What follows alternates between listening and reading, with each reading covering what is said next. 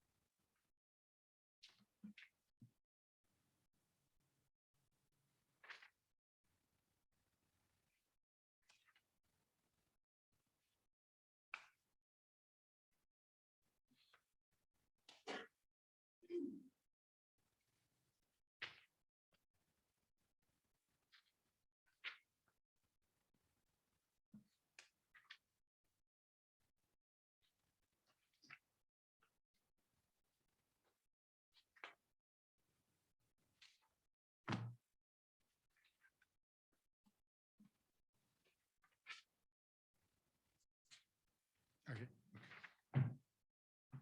Cheryl, are you ready? Yep. Don? Yes. Lois? All right, we'll call this special meeting of the Whitewater Township Board to order at 9:03 a.m.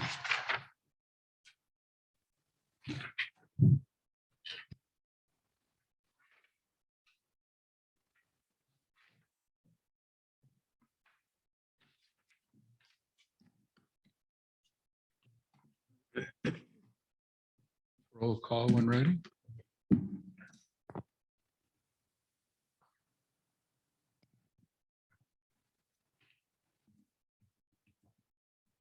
Bennett here. Goss here. Glenn.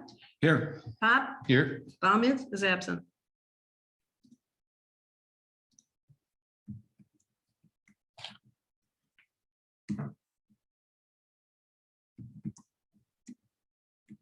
Any changes to the agenda this morning? Any conflicts of interest?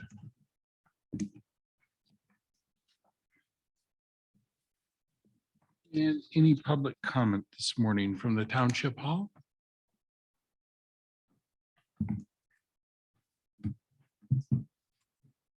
Good morning. Melissa Melton, 5044 Vinton Road. Can you hear me okay? So I figured I'd just speak in public comment since I wasn't sure if I could speak during the presentation side of it. So I did get some very late information updates. As you know, it's kind of a very odd times we live in where the government's throwing money at us. But unfortunately, they're also putting rules in there that aren't normal to some of their other DNR rules. And so, we're trying to gather as much information as we can. And in doing so, the Sparks grant, I was finally able to talk to a coordinator late Monday. So because of that, I had revised the resolution that is in the packet. And I emailed it out to the board, and you also have printout copies. And I gave the resolution, the BCNA Lossy Road Trail Resolution revision. And then I also gave you 2 other resolutions, just so you have fundamentally those 3 projects that I had put in that email originally that the PRAC had recommended to put towards the board. So the first thing is Sparks does not allow matching funds with other federal funds, which in this case is the local ARPA funds that the board had approved to go towards BCNA and Lossy Trails. And so that was the main thrust of why I revised those resolutions. I took out the match. It was 81,000 something. So I put that to 0.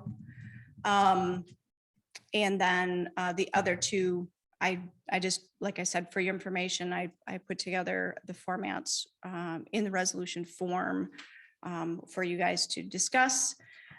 Sparks does have some pretty specific requirements related to what you can and can't use the funds for. So things like facility updates, roads, water, sewer, stuff like that. It's really very specific to Parks and Rec only. So with that in mind, we looked at our capital improvement budgets, and that's, and it also has to be a minimum of $100,000 project up to $1 million project without matching funds. So I will be available here this morning for a little bit. If you guys have, through your discussions, do have questions about the Sparks that I can answer, I'd be glad to. And then otherwise, the only main thing I guess I would impress upon the Sparks grant lady that I talked to on Monday, she did say she felt there wasn't going to be as many projects being put forth in the December 19th deadline. And for that reason, you have higher chances if you can get a project submitted. And the other thing she said is most likely whatever projects don't get committed or approved for that first December 19th, they will automatically put it into the second listing, and you have a higher chance of potentially getting that money on the second run. So just food for thought, if December 19th isn't something that's going to happen, if you guys don't feel comfortable in these resolutions or want to approve, that's certainly the board's choice. If you guys are willing to put forth a project and want us to move forward, we'd be glad to commit the time. So, thank you.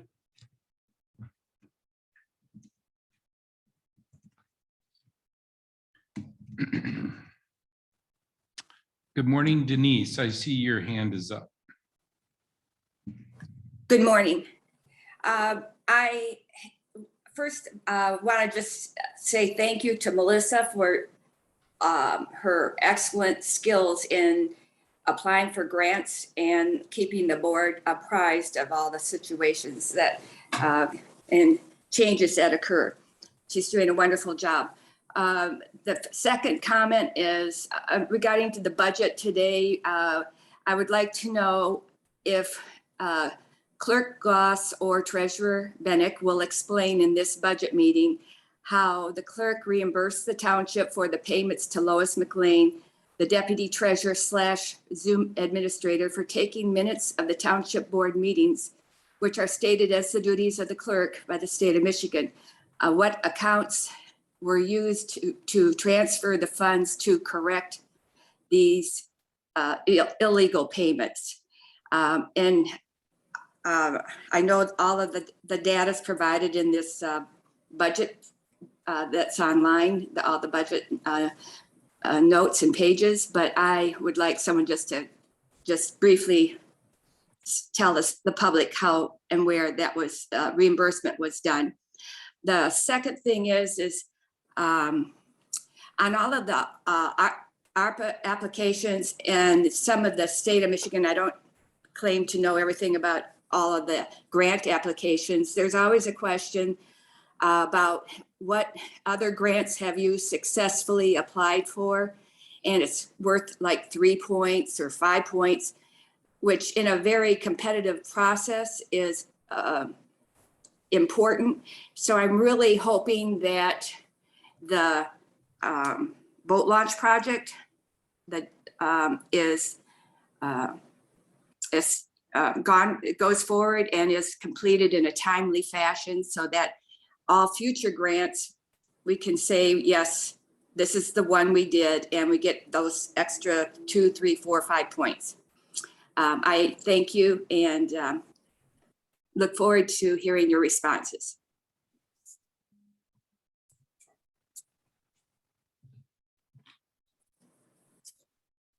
Thank you. Good morning, Connie Highmore.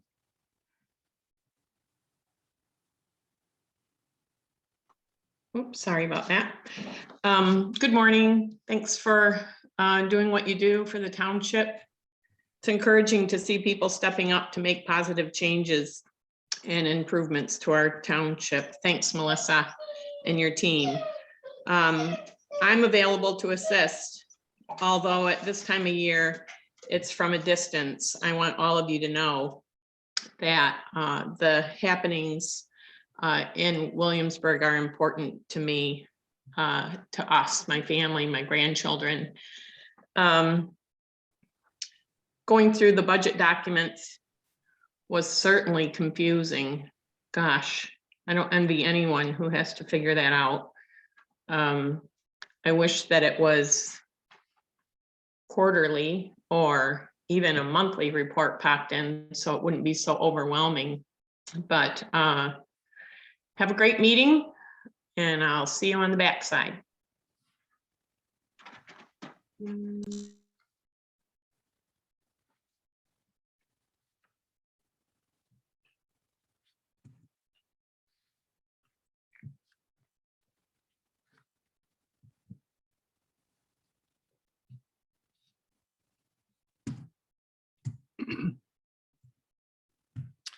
Anyone else out in Zoom land wishing to make a comment, please use the raise your hand function and we'll make sure and call on you.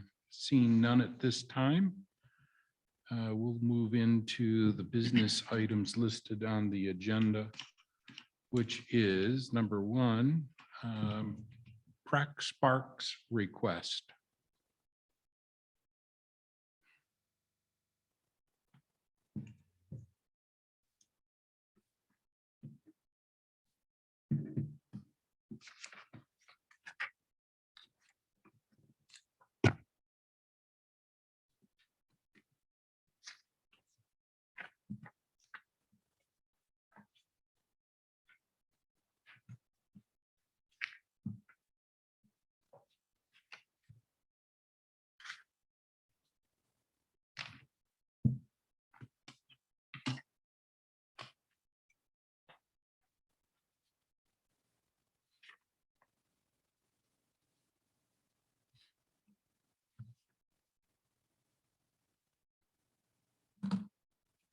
I do apologize to those folks out in Zoom land. The information for this business item was revised last night at 9 and 10 o'clock. So my one and only question at this point is, what's our deadline?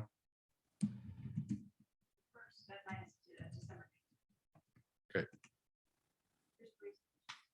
So I either move to allow us some time to look at this. One request is for 900,000. Another request is for 275,000.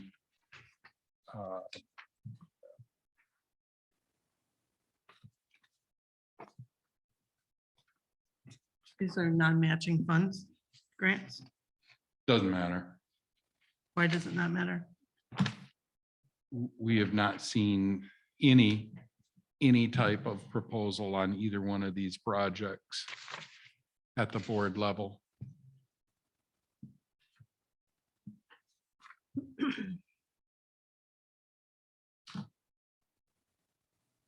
And we were given in our packet, we were given information to review, which we did. Had questions on those projects, and these appeared to be completely new projects. Is that correct, Melissa? It's a yes or no question.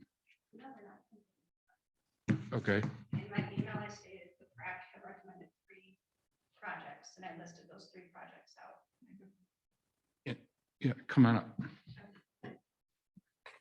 So in our board packet, Yep, in the board packet in my email, I had indicated the PrAC had recommended 3 projects that were the highest impact to our community, that also meets the Sparks grant intent and recommendations. BCNA Lossy Trail Improvement Project, the High Prairie Park improvements, and the Whitewater Park project, which was the beach and some of the other, not the boat launch.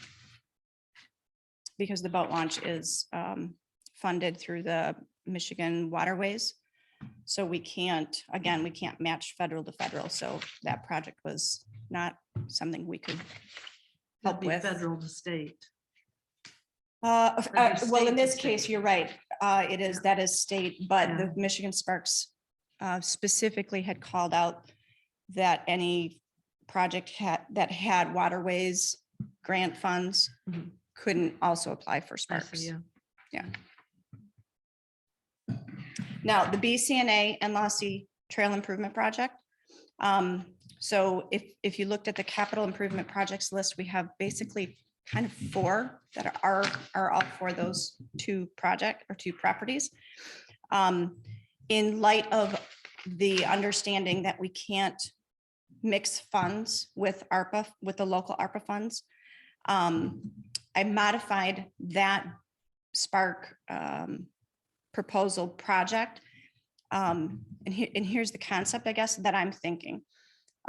We already know that the local, you guys have said, okay, ARPA funds, $81,000 will go towards what I'm going to consider our top tier projects for BCNA and Lossy Trails. The board has not ruled on that.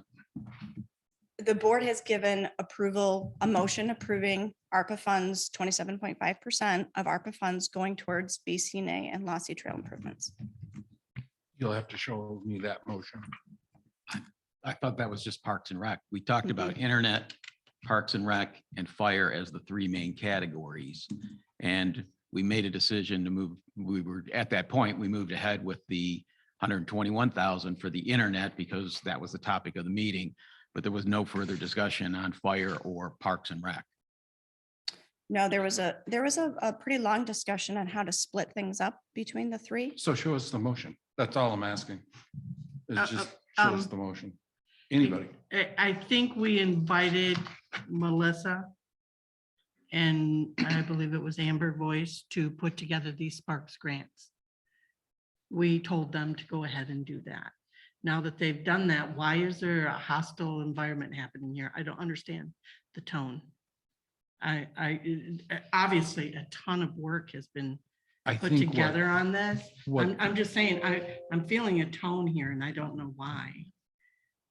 well, for me, I believe what we asked the 2 of them to do was to apply for county grants. And that would be ARPA. And so if. But you did you not? Yep. Okay, so, Which we're done. but This is now a different program. which is gonna cost the township $0 Um, because But- that's what it says here. Follow right? me here for a minute. Follow me here for a minute. Are any one of these projects at the county level? Yes. In the BCNA and the Lossy Trail, which was also the original projects Yep. for the 83 is what we also went for Grand Traverse County ARPA funds, which Okay. is why we revised what we're trying to go for Sparks. Because if blessings came upon us, we got both the Grand Traverse County ARPA grants, we now have fully funded projects for cleanup of the BCNA trees, the loop, and the Lossy wetlands, and bridge over the creek. Those projects will be fully funded with all of that in mind. So the point of the Sparks, because of what I found out on Monday, is if we are blessed with all that money, we want to make sure our Sparks funding, if we do get allocated for Sparks, that it's not in overlap of those funds. So the Lossy Road improvements and the BCNA that I have listed on the resolutions to you today are related to the BCNA trail that goes from the spur, I think is what you called it, right? The spur trail to the beach, which was the original intent and access from the BCNA management plan. They also wanted a viewing platform. So that's fundamentally what we're now saying, okay, if we can get Sparks funds, that would allow us to complete that management plan task, as well as the connector piece, the trail between Lossy and BCNA. Because the funds on Sparks is required to be a minimum of $100,000 project. So there, you're requesting money for something completely different than what you applied for the ARPA funds. Correct. Okay, Yes, so there's no overlap. correct.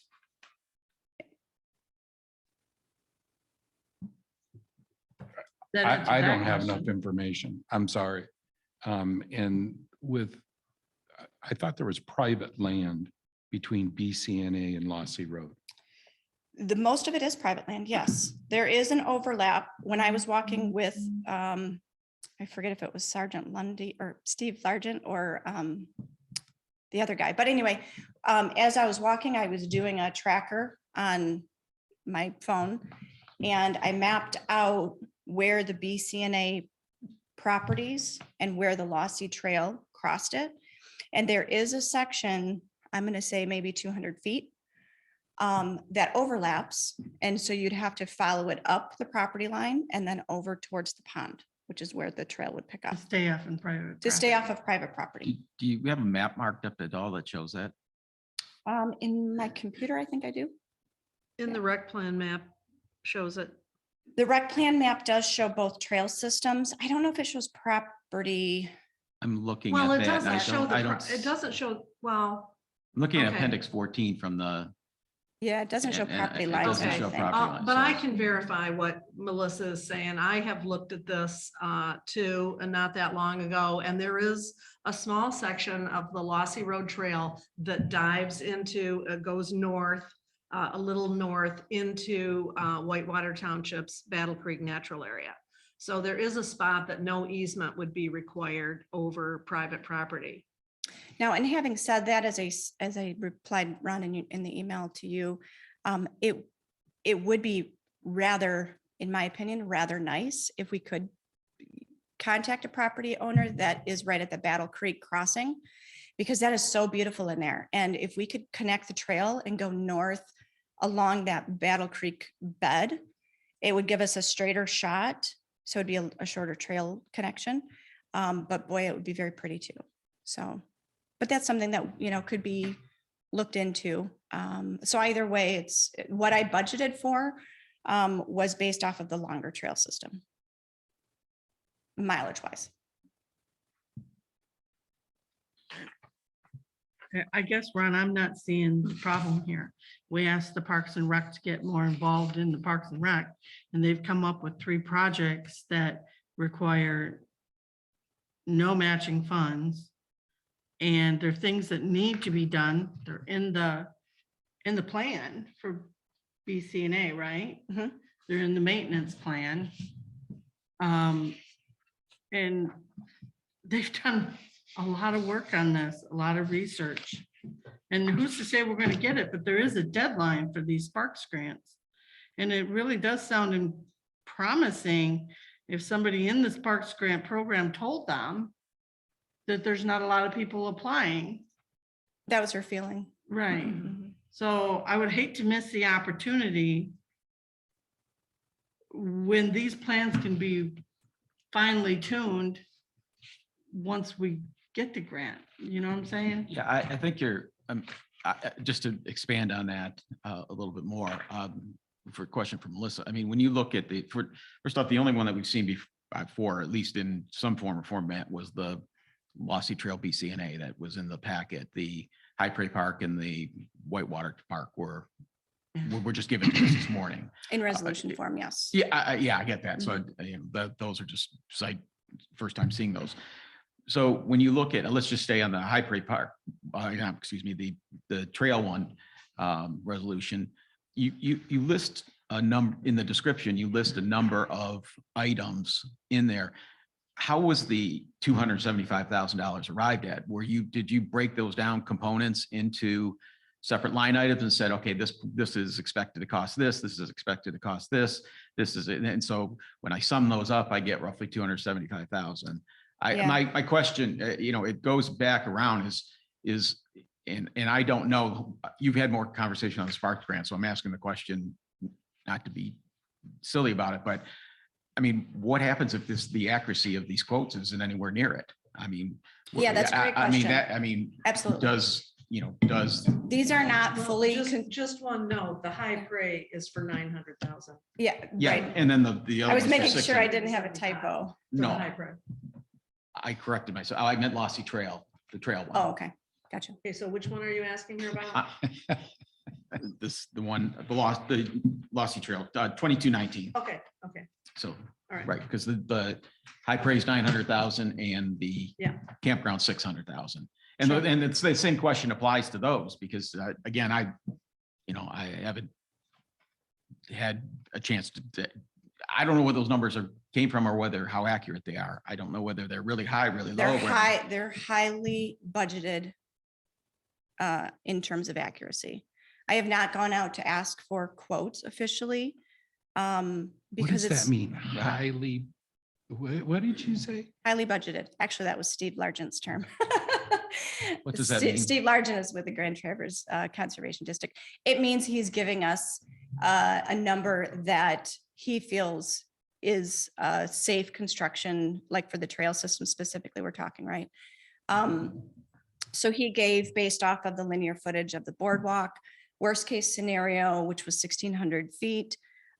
He gave us the bridge estimate. He gave us the culverts estimate.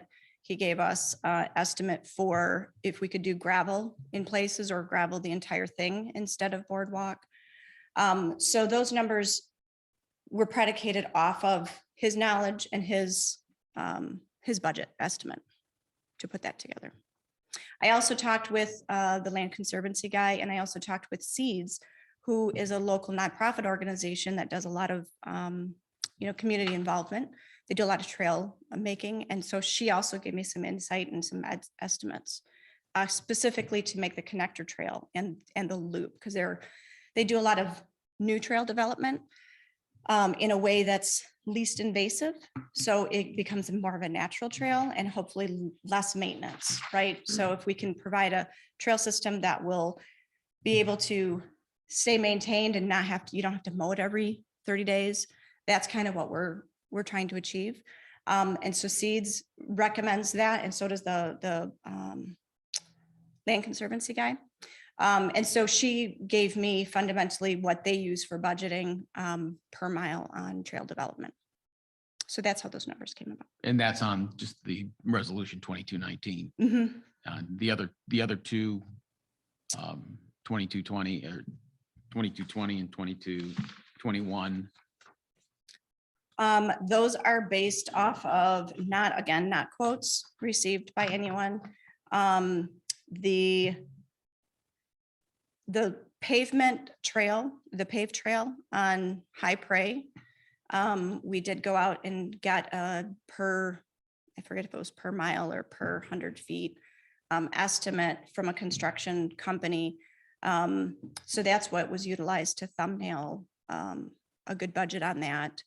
Obviously, those parts of that project will have to be certainly decided by the board, whether, the scope, size, the clarity of things. So fundamentally, if we go forward with the Sparks, and if we get the Sparks grant, really the next process is let's hone in on exactly what the board would like, and scope and size, and get quotes. Yes. Sure. So I have some comments here. I guess I don't see the harm in allowing two members of the Parks and Rec Committee who are very energetic and want to bring grant money into the township. And I would just refer everybody to page 27 of the recreation plan on the township website.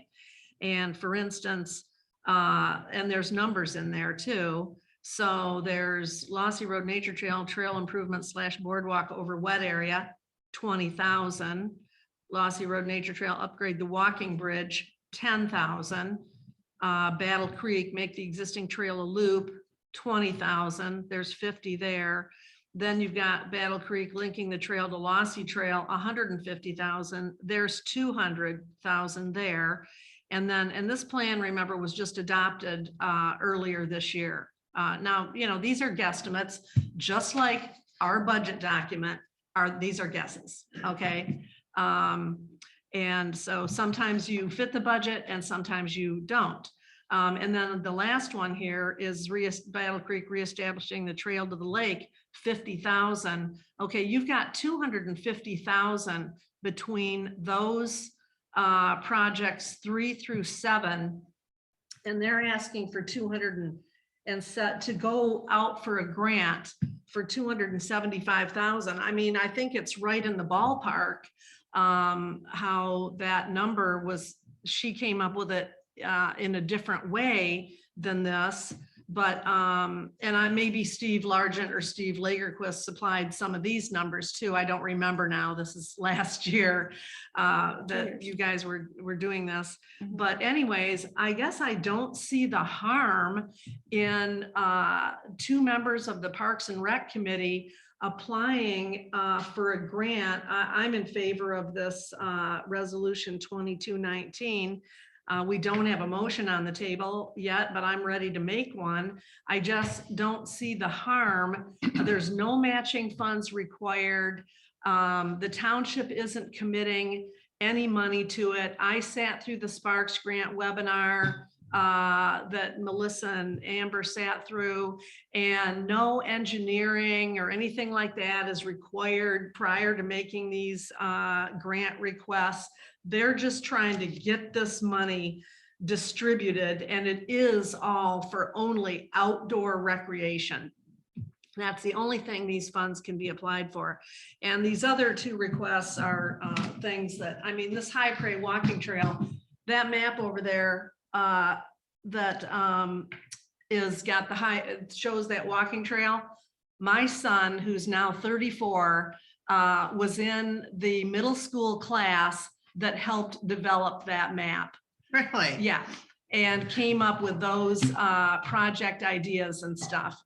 So that's been on the drawing board for 20 some years. And you know, it's never been, so that's a worthwhile cause as well. And there's many people who support a walking trail over at High Prairie. That's our most centrally located park. But I just don't see any reason to not give them the opportunity to at least go for one of these. And I would make a motion to adopt resolution 2219, approval to submit a Sparks grant application for Battle Creek Natural Area and Lossy Road Nature Trail improvements. I'll second. Motion made and seconded. Further discussion? Yes, I disagree with the one comment that there is a risk to us. And you just cited numbers from the 2020 rec plan that totaled $250,000. We know from experience with the boat ramp project, we're seeing contingency amounts of at least 25% increase in funding. And so if 200, it just goes back to the original question. The budget is 275,000. If you take the numbers from the rec budget, 250, and add 25% to that, that's 312,000. That's the risk, is that because then we come back and we get 275,000. We find out that it's 25% more. And then this board's in an uproar again, and Prax's upset because we're trying to figure out how to fit in or where to come up with another How to pay for it. $50,000. And so, and that, I'm just saying that the numbers, the project and what you're describing, I get it, how it folds in. My concern is, are we going to Sparks for enough money? And that becomes even exasperated with the other 2 projects, because at least you had somebody, Steve Largent, who I've never met, but he seems to be on surface, his reputation seems to be pretty strong. So, you know, so I believe that those numbers in the 2020 are probably, we're probably pretty good, but Can I make a today, are they what we need? Are they what we need? Can I just make a And I'm going to clarification? add in just a moment. Cheryl said more in 3 minutes than what you've said in 4 emails now and your presentation here. Oh, please. Let's not criticize You our told us, Parks and Rec chairperson who Allow me has to spent finish. endless hours allow me to researching finish. things. I mean, going way above and beyond. Her work is without, You question. have the ability to, you have the insight to what she's worked on. We don't. We're coming into this blind. You were the Park and Recs administrator while those numbers were generated. We were not. and that really And so- doesn't have any, that doesn't. Well, it It's does. really not relevant at all. I mean, are we Roll call going vote to, then. are we going to, as a township who doesn't have a lot of, extra money to throw around to parks things, are we going to, as a township, miss this outstanding opportunity that has been presented by the state of Michigan to all municipalities in Michigan? Are we going to miss this? And also, as we have seen, Steve Largent, they came in they did a fabulous job on the cleanup and came in less than what they thought they were going to. There's no better organization to have working on this than the Grand Traverse Conservation District, because I'm sorry. How do I'm you just know gonna say, these were work the people? cheaply. How do you know? How do I know what? How do you know that organization that you just reiterated Mm. is involved in this project? She told No, us. no, I didn't say they were involved in this But, project. okay, so then Okay, what is but it? I'm just How does saying- it pertain? Point of order here, Cheryl. Well, okay. We let me don't know, explain. Well, we let me- don't know where those Well, numbers come from. You just saw all the bids that came in. Don did the bid tab. You just saw all the bids that came in for the cleanup of Battle Creek Natural Area and Lossy Road Nature Trail, and some of them were astronomical. How and does we that ended up pertain ta- to this though? Because the Grand Traverse Conservation District, they are, they They're the ones that work gave with her the community numbers. funds, and they Originally. work very cheaply, if I might just say. I mean, I remember Steve Largent telling me But they're. we don't Can I know get that. clarification on that? Can I See, get clarification? You talked with Steve Largent about this grant you're going for, and he gave you some numbers. See, he just gave her these numbers. That's And, right. and I do want to clarify, one of the statements as Cheryl was going through the capital, and you're right, Ron. I assume that you guys see the capital improvement projects list because it's part of our 5-year rec plan. Sure, And we it is did some- back when it was And I adopted. appreciate that. And yes, maybe I should have reiterated some of those value points. So point taken. Sure, Regarding the budgets, so to clarify, 2 of those projects are part of what our local ARPA funds are going towards. Right. So that accumulation of what she added wasn't actually even in what we're doing on the improvements project for Sparks. So the Sparks funding, I was able to get more up-to-date information. And of course, we put in, we have to put in engineering fees. We have to put in a contingency. I think I put in an extra 20-25% contingency above what the budget, high level budgets were. So is there a risk that the potential of budgets exceeding the $275,000, there is a risk?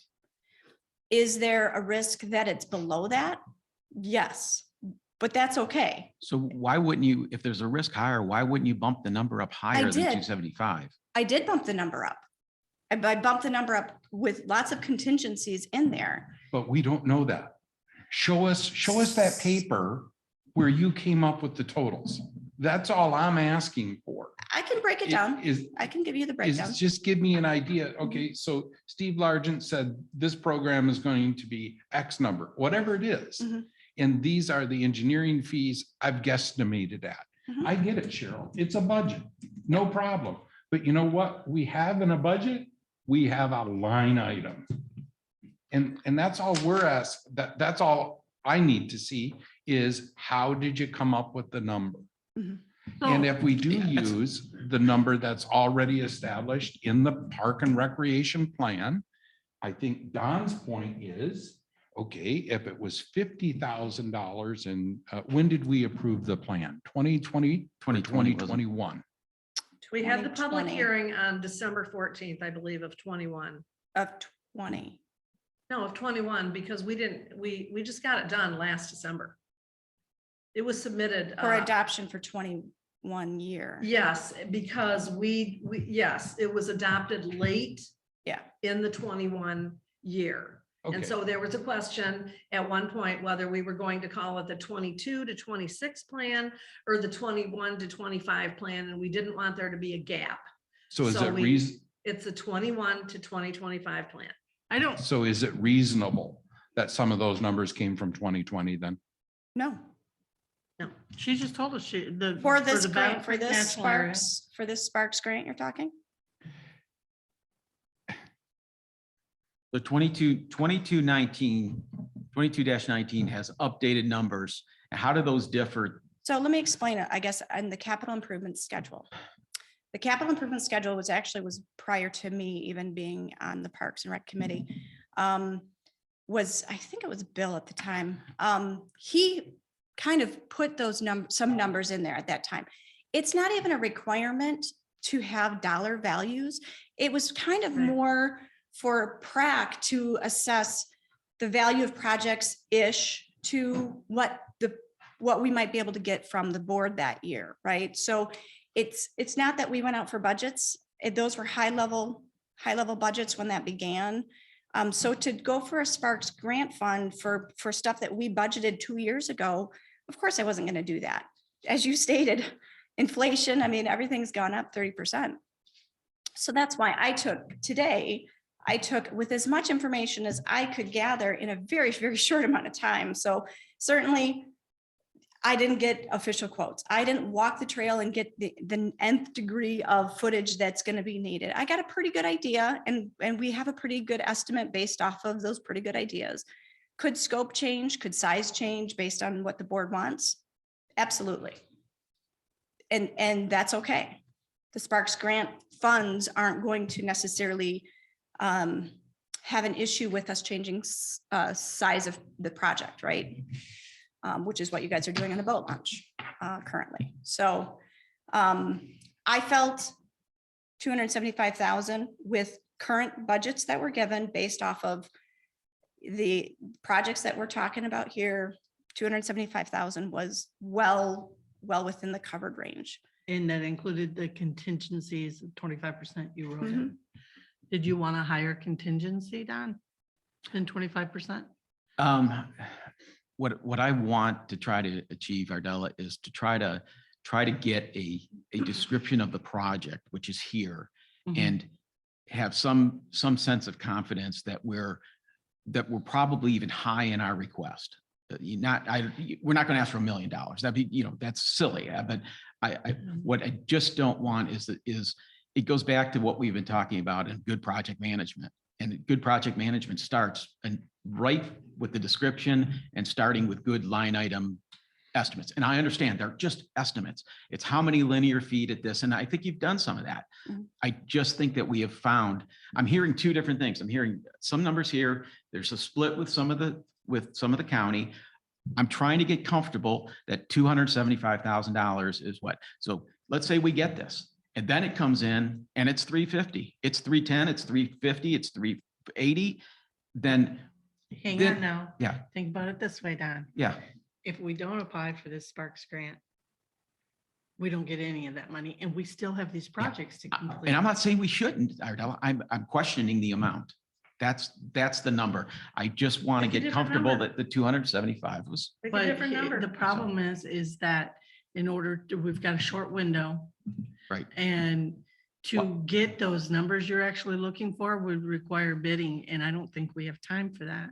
No, that's No. not what I'm asking. I'm not asking for a contractor's cost estimate. What I'm asking for is what the linear footage is.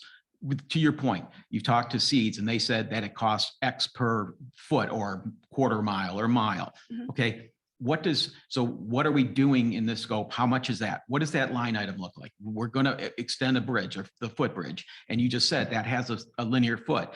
But then you also circled around and said, well, we can adjust that, up or down. I'm not sure why we would want to do that. We would want to apply for the proper amount of money to do the job right on day one, right? I mean, that's so. Okay, So what I'm trying to get at is is I would be more comfortable. We should be applying for free money. Absolutely. No question. And the projects out there, I just want to ensure that the line items today with our hand grenade close there, that we think we're relatively there with some contingency. And thank you, you got engineering fees and some other things.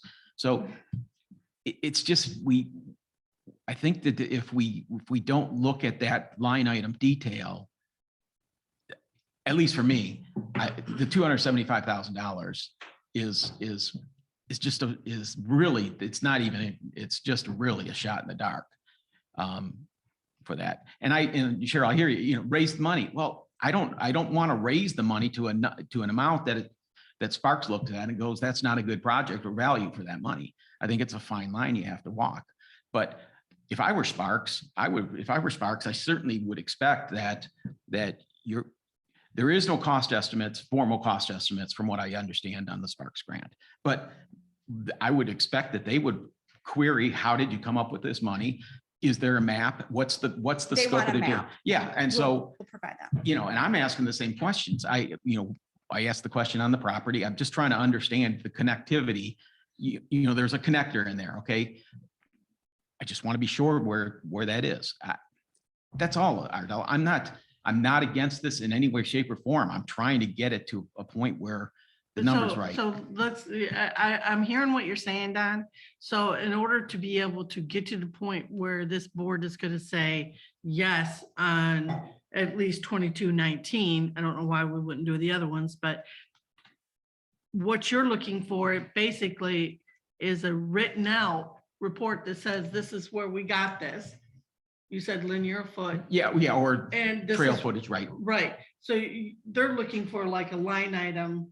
How did you come up with this 275,000? I Am I wonder, correct on that? I Yes. wonder Yeah. if we look at this as a purchase order. Cheryl requires a certain amount of detail for a purchase order. Let's take parking lot lights, for example. How many? 2. So we had a model number, but or we had a picture, maybe not a model number, and we had an estimate not to exceed. We were fine with that. I think that's kind of what you said. Boardwalk, okay, 3 foot wide boardwalk, 4 foot wide boardwalk, 150 feet long. I don't think we're looking for a trail dimension nth degree. I don't know about who said what from Seeds or who said what from another company. Do these people have names? Yeah. Charlotte from this Jennifer Roundtree. organization indicated that they help on trails and this has been their experience. Okay. So now we have some type of tangible evidence that this person is real. There's a name to it. We could call them and say, oh, what other projects did you work on? So that's all I'm saying is something very simple. How did you arrive at this number? If it was a purchase order, would that work for you, Don? Yes, that I just don't want it to be having a conversation later that we need another $50,000 or $75,000 above and beyond. And see, Don, the way I look at that, if we end up having to put another $50,000 into something that would have cost us on our own 350, I'm calling that a win. But we have an opportunity to not have any funds I in do there. see that. I just don't want to make, Melissa has put an extraordinary and Amber Voice too, put an extraordinary amount of time already into this. The Sparks Grant webinar that you took, they broke it down what it was that you needed to apply, correct? And you followed their guidelines. Well, to the extent of understanding what the first step is, right? Yeah, that. I have to get into the true grant submission process to really fully wrap my head around the details, the level of details. And I'm here to say, I might look at those level of details and say, well, we're not going to make December 19th. I don't know that. I can't tell that until I get into the actual Michigan, but I'm not going to put forth more of my personal time if the board isn't on board to help me facilitate that. You know, it doesn't make sense. No, I totally get that. Sure. Well, I guess here's the problem. You know, you're worried about $50,000 or $75,000. I agree with Della. If, you know, we raise the amount, first of all, to like $375,000, that should cover all of your concerns.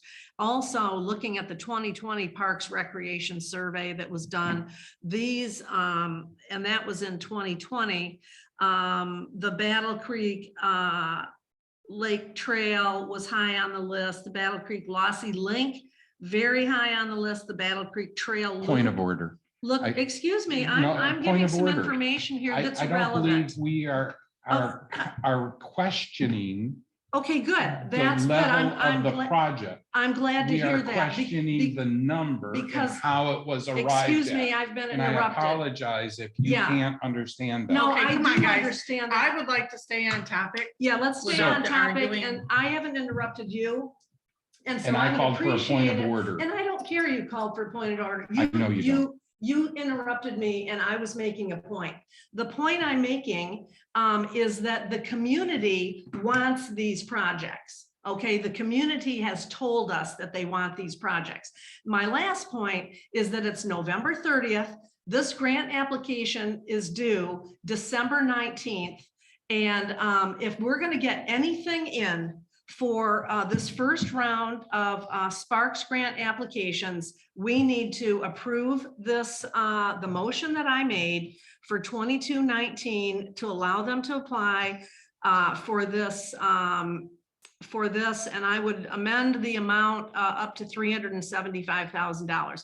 That should not cause any concern that there's going to be some huge cost overrun on this. We need to make some kind of decision today. And I think we need to support our Parks and Rec Committee, who has worked extremely hard. They're always working hard on behalf of parks in this community. And I just don't, this is a lost opportunity if we don't go for this. It's sad for the community. Don, your questions, your concerns about basically a line item, how did you arrive by this and what was used? I think it's probably going to be a requirement in the grant when they dig farther into it. So all that information is going to have to be gone through. Mhm. And I understand Melissa's frustration. I mean, this should be a no-brainer that we say today, yeah, move forward.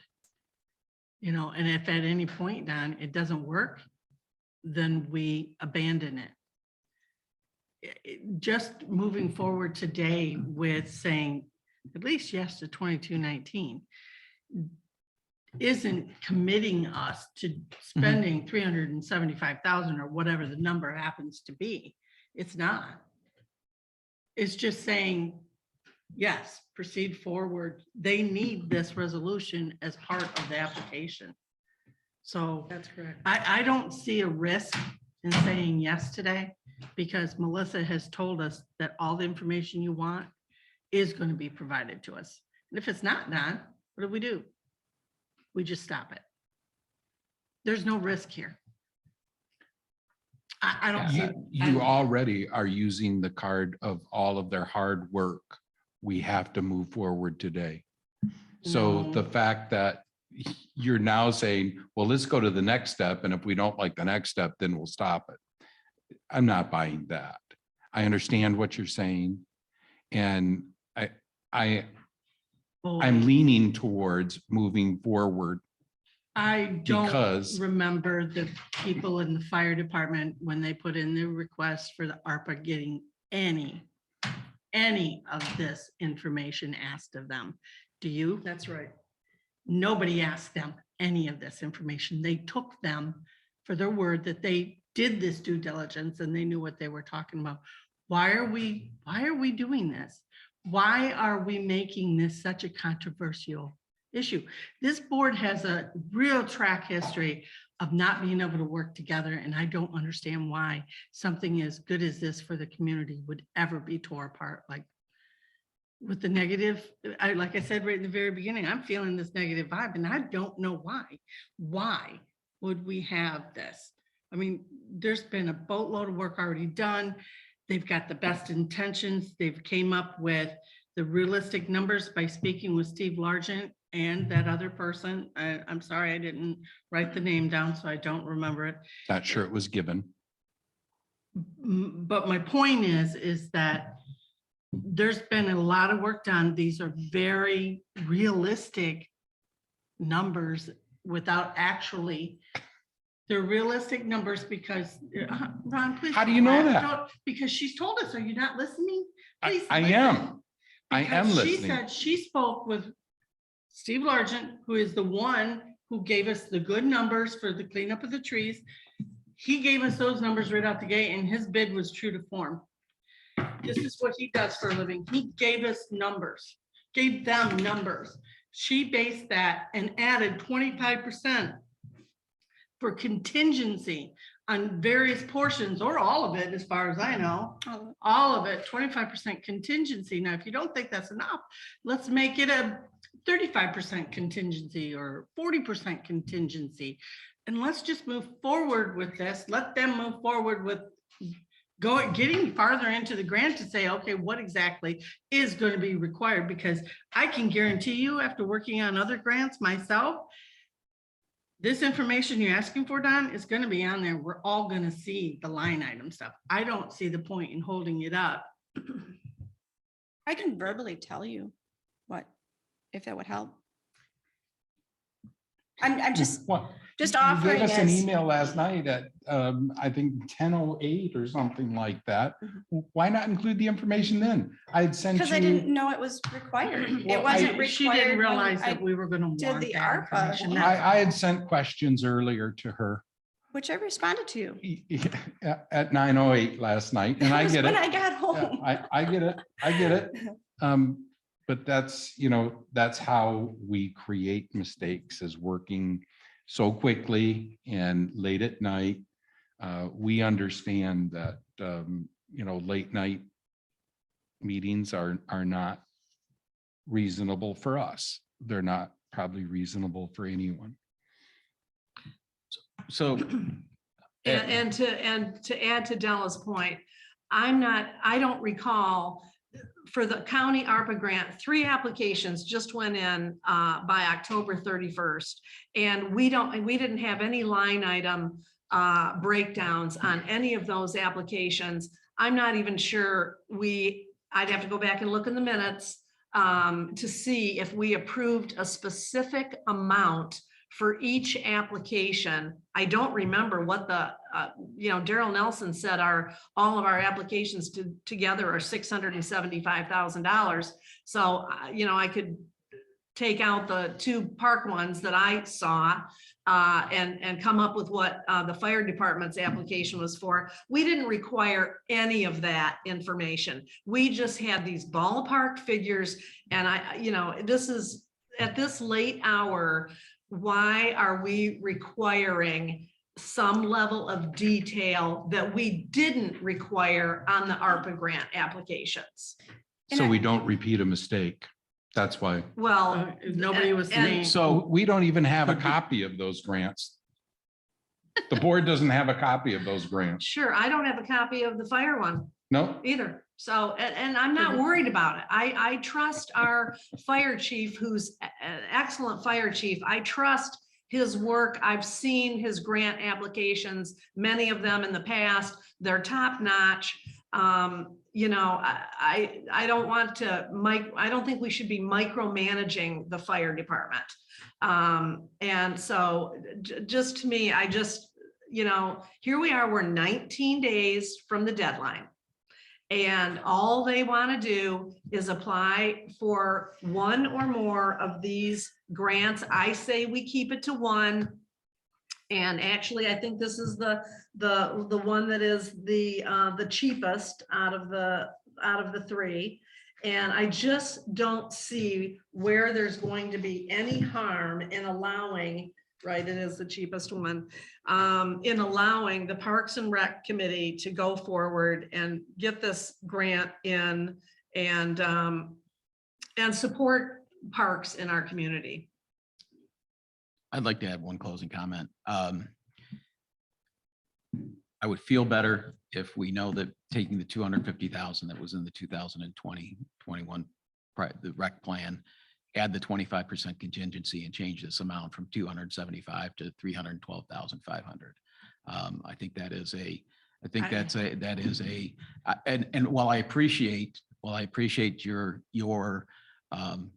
access to some people that you would consider subject matter experts in terms of getting cost estimates in the future, I would really appreciate, at least for my own review of a packet, that information be included going on other projects.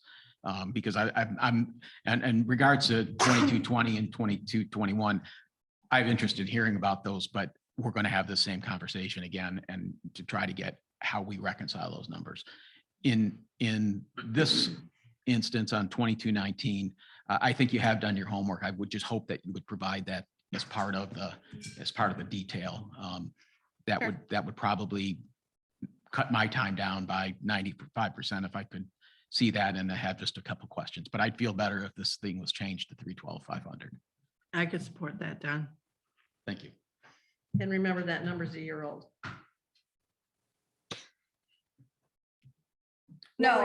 What number's a year old, added to it? Cheryl? Well. That's so exactly Don- what this whole conversation is about. Okay, What number and is a year Don old? And Don, the numbers that I read out of the capital improvement, that was adopted a year ago. So those are a year old numbers. Okay, so, I added 25% to that number. That's how I came up with the 312,500. I get the 25% contingency. My point is, if I would be allowed to make it without the humiliating remarks intended to be humiliating and condescending, is have you accounted for any inflation in there? I know we've got inflation hovering around 9%. So should the 275,000 be adjusted by, let's say, 10,000 for 10% for inflation, and then add a contingency on top of that number? Keep in mind that 275 already has a 25% contingency wrote in. I get it, but contingency isn't the same thing as inflation. No, I understand that. If she has a 25% contingency in there, a 10% inflation factor would be another 27,500. And again, that moves it close to the 312,500. I'm just, that seems So- like the right number to me based on what. this Cheryl, you made the conversation. motion. Do we need to put the number in there in this motion? I don't remember what the motion was. I'm sorry. Well, I made the motion, I'll just repeat the motion, was to adopt resolution 2219, approval to submit a Sparks grant application for Battle Creek Natural Area and Losty Road Nature Trail improvements. I didn't state a dollar amount in there because it's in the resolution that So we're maybe adopting. amended resolution then? And then I amended the amount to 375,000. And my only thought on that, Cheryl, is I the don't people wanna- that I think that's too high, and I think that could reflect negatively if the people that are deciding on the Sparks grants look and see what do they feel the value of this project is, not only in its intrinsic value, but the value to the community. And sometimes you might price yourself right out of the market. Yeah, I was thinking that too. So Okay, so to I'll- address that situation right there, that very question. If we knew it was for 1 foot of boardwalk or 4,200 feet of boardwalk, you might have a different idea of scope. Therefore a different value. I would agree. And again, if that type of line item detail is going to have to be presented in as part of the Sparks grant, and I don't know that it is or isn't, I'm assuming that I'm taking an assumption that you're going to have to provide that or a more breakdown in terms of the cost, at least from a high level. And I think that's the Sparks people, to your point, there's lots of money being out, but I don't know that they want to be perceived as being taken advantage of. Right. I think you can price yourself right out of the market. So based on her homework and the numbers that we have that are year old, I tend to feel that the 312, 500. And again, that's like everybody else in this room. It's a best guess. Right. And I'm relying on information that you're stating. I haven't seen in the future. I really would like to see that, especially on the other two projects. But for face value, I think you're right as rain, and but I'd like to see a little bump in there. So the motion can be amended to the amended 2219? If we're going to put 312 in there instead of 275?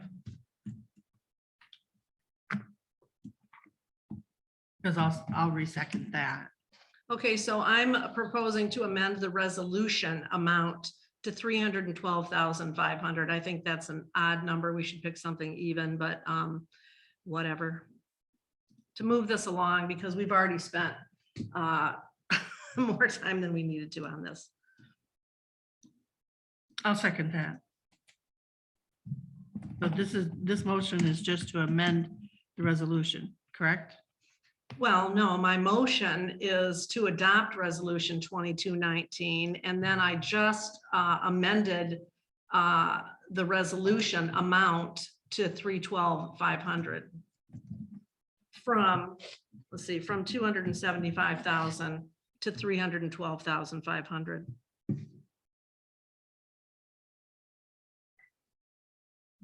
Okay, I'll second that.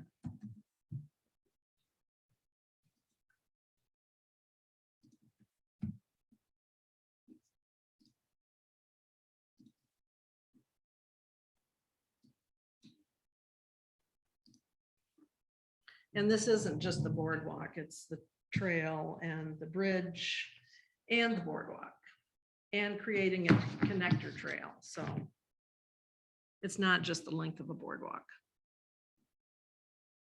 Again, scope is everything. Okay, can we call for a vote? I did already. Great. Well, not since this has been amended. Roll call when ready. Falmuth, absent. Bennett, Yes. Pop, Yes. Glenn, Yes. Goss, yes.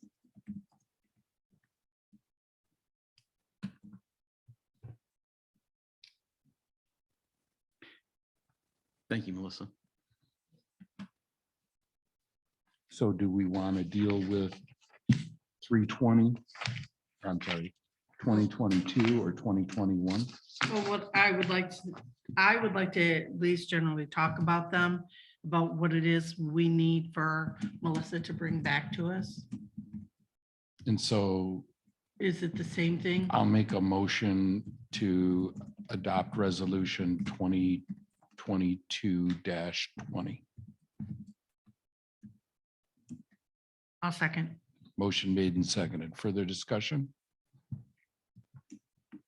Yes, I think you have said that there's been some numbers or some research done on the High Prairie Park, the paved walking exercise trail, and I don't know how old that data is.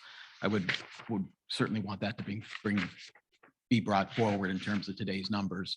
I think we look at, if you have these items listed as paved walking exercise trail, that's one line item. Parking lot improvements, one second line item. Additional playground for toddler age children, that's another one. So and in my vision, and it may not be the rest of the boards, but I would hope that you would say we are going to make parking lot improvements of asphalting a 50 by 100 foot area, and the estimated square yard cost based on market conditions is $38 a square yard. That brings that out. I don't need it from a specific contractor, although you might want to reach out and get some generalities. Same thing with, if we're putting in a walking path, it's X amount per foot or yard, or however they measure that.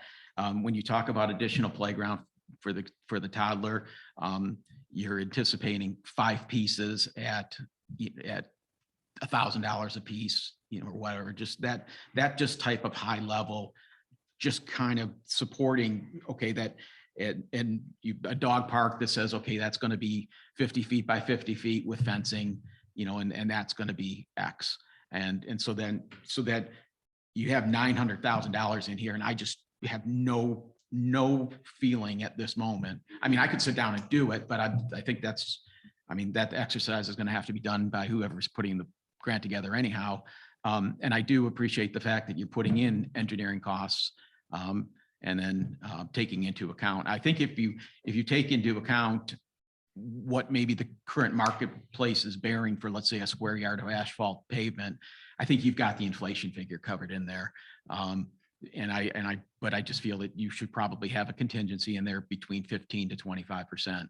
And the reason I say there's a range is because I think you get into the asphalting, and if you're getting an understanding of what the current pricings are, your contingency on that's probably a lot smaller. It's probably 15%. It's with the higher of the unknown, or the higher that you believe the range of possible prices are, that's when a higher 25% contingency should come in. So you may have the parking lot. This is, 4,000 square feet, X amount of feet, and I'm putting in a 15% contingency. I'm doing the dog park. Maybe that's a bad example, but you kind of get where I'm going at. And so I think and then by supporting that data behind 2220, and I have a chance to look at, my question is just, okay, looking at that, make sure that feels right. That feels good. And so that's kind of what I would like to see. Now, I'm not speaking for the board. I'm speaking as a board member for what I would be really helpful to make these.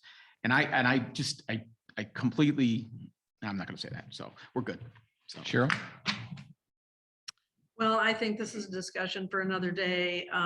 We've already spent a lot of time on just one of the resolutions, and I think that's going to be plenty for these two Parks and Rec Committee members to do before, to get something submitted by December 19th. And I just think we just call it Della? there. And Melissa, is there any way that you could come back with information on the High Prairie Park walking path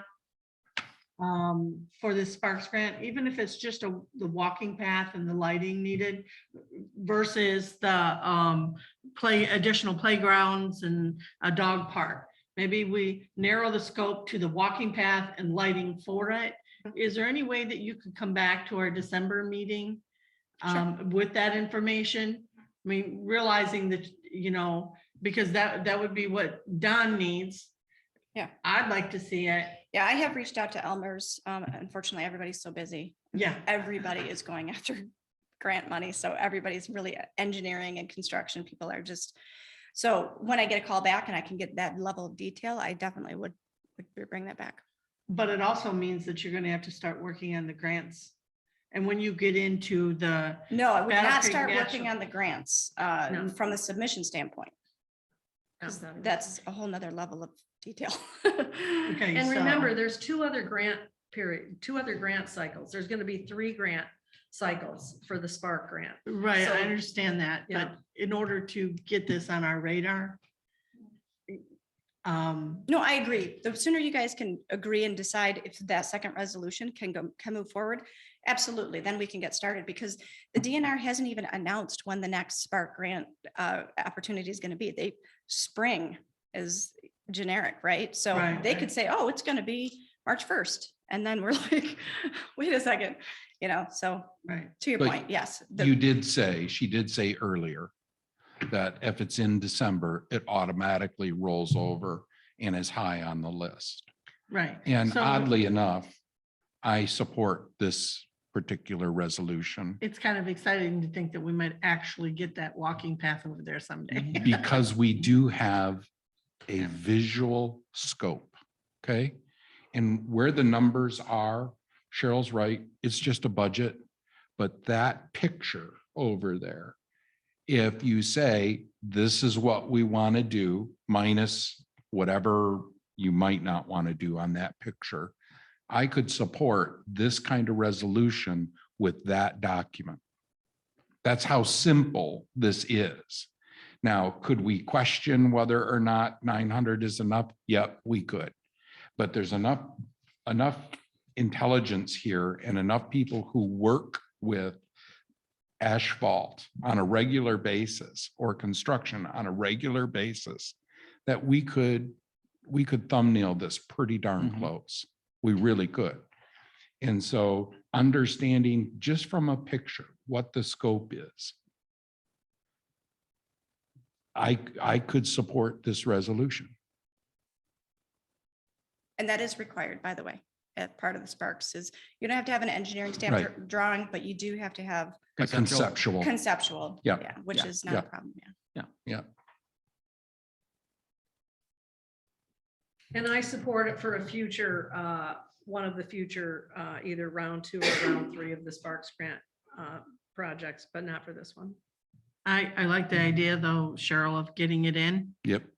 because it automatically rolls into the next one and you're higher up on the list. If we don't get it in, we're with everybody else that goes in on the second Yep. round. I think if you're scaling Well, it back, if you're scaling it back to just the walkway, and now are you talking the walkway project, paved walking exercise trail?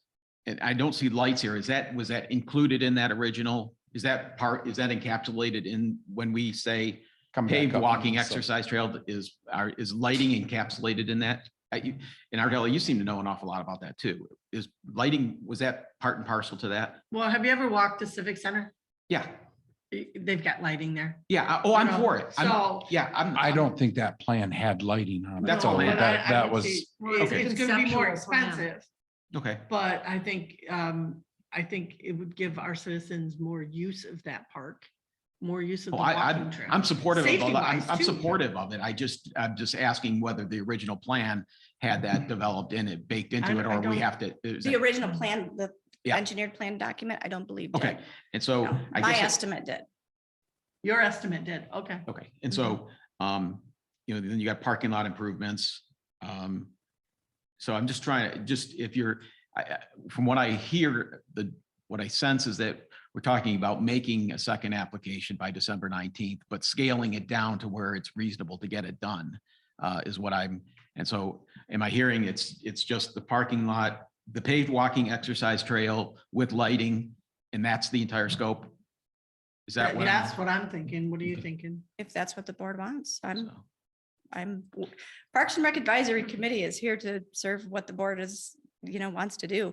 We simply were taking that plan as a reference and development of what things that, based on our surveys and things like that, that people have been wanting. Trails is a huge one, obviously.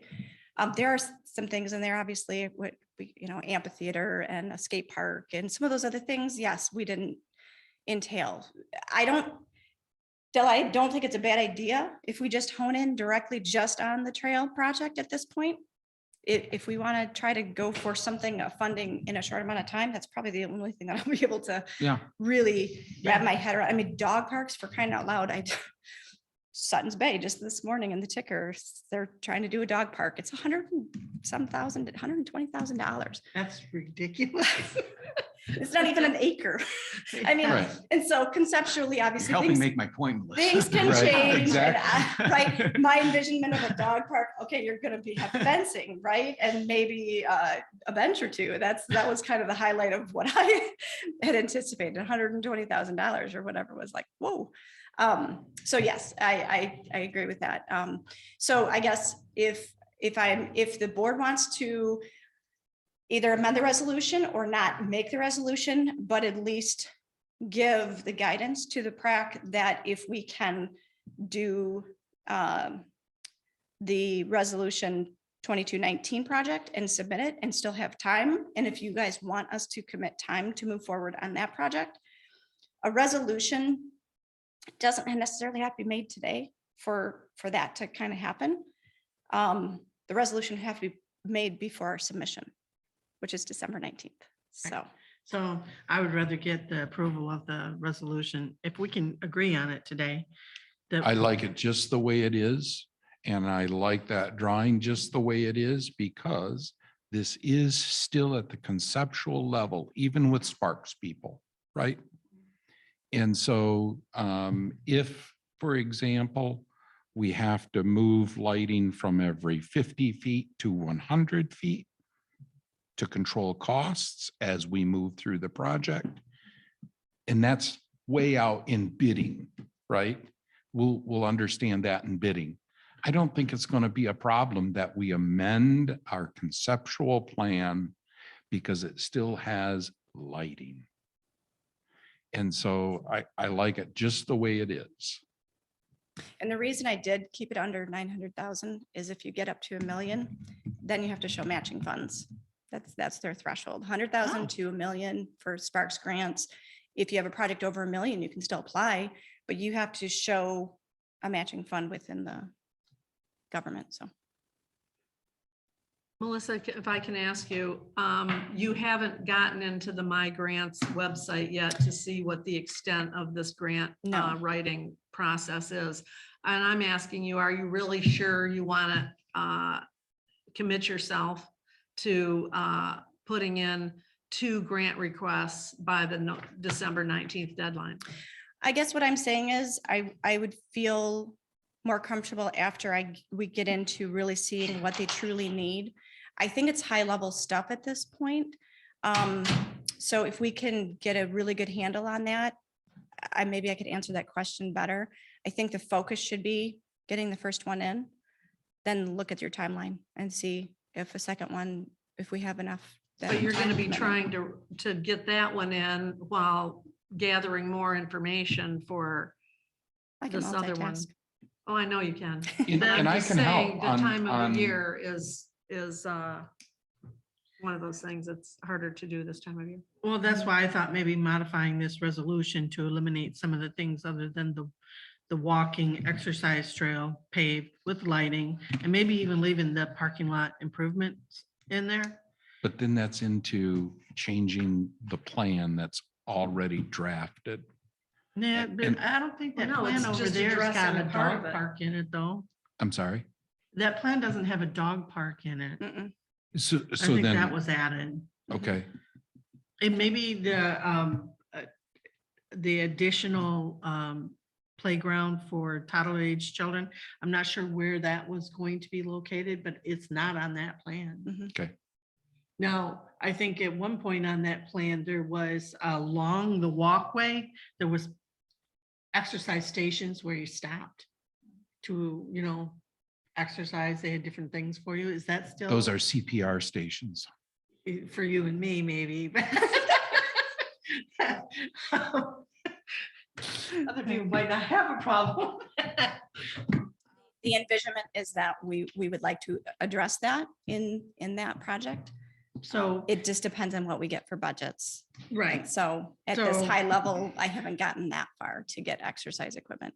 I would for like this to have the 2220 amended to take out the additional playground for toddler age children in the dog park. And maybe even add the word lighting. A lighted walking and exercise trail. And I will just kind of as a basis of why the toddler aged playground came into play. In talking with the inspector at High Prairie, she had mentioned specifically, we have 5 to 12. That's all we have currently at that park. We have 0 toddler age playground equipment in this township. If we want to do it, we can't funnel it into that existing. But what we can do is we can set it right across like a, walkway and have it be its own separate. And so literally as you're So walking to Mom it, can still just see both sets of exactly. kids. Yeah. And then you have. Or dad. Or dad. Yeah. Or dad, or Or grandma and dads. grandpa, or grandma and grandpas. And if you ever go to a baseball game, what I have seen time and time again, you have, Johnny who's 9 or 10 or whatever playing. Well, guess what Johnny has? He's got 3 other kids who are all younger age kids. And they're trying to play on our equipment that's 5 to 12. We don't have anything for those younger kids to be playing safely on. So that was how that conceptual idea developed. Yeah. And it's always at our back. So if we want to watch Johnny Oh. playing, we can't keep an eye Keep on an eye. Susie. Right. Always. It's like, okay, a parent didn't design this. Yeah. Yeah. So, So I could support that change, Ardella. But I I would think like you're- it just to stay kind of very consistent to that print. So we can give the reviewer a visual impression. And what I had planned to do is to take that draft and just literally mock that up with whatever ensued. And because there's things that need to be taken out, right? You know, Yeah, I would block off the amphitheater. I'd block Right. off some of those things that aren't relevant. Right. But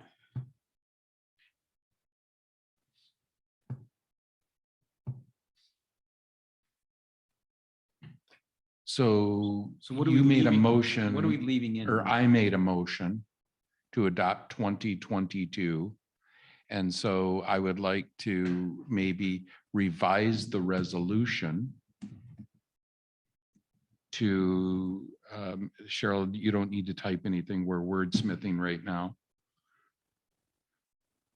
Such as creating a lighted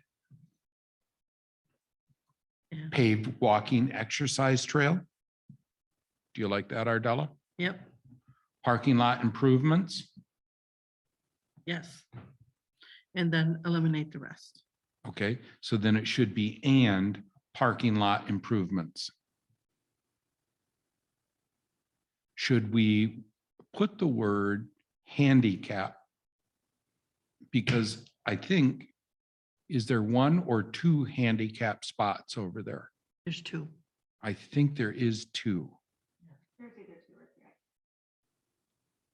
There's 3 signs. Is there 3 signs? There must be 3 then. Yeah, All of the concrete is handicap parking. I will mention, Sparks does require this to all be ADA. And that's not a bad thing. no, that's a positive thing. And so ADA parking lot improvements.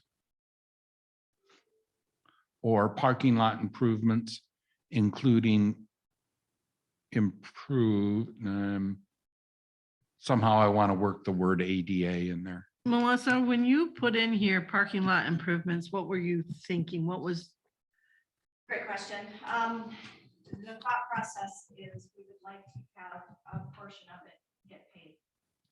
And depending on size of the playground, maybe even having to back that up to address what that need is. now, by where the Christmas tree is and the tennis courts and the basketball courts, people pull right in there on the grass to park. Mhm. Is that ever going to be developed for something else, or is that going to always be used as overflow parking? And that was actually on that plan as well, that get to be a actual park. Which parking lot improvements is a generic statement. Right. Kind of Yeah. maneuver, based on. So are we good with So you're- and parking lot improve? I'm sorry, Don. I was just gonna say, you were, parking lot improvements, meeting ADA standards? Is that what? You said you wanted to work in ADA. I'm just Right. throwing a suggestion. Yes. So, Yes. Maybe That's it's good. not important.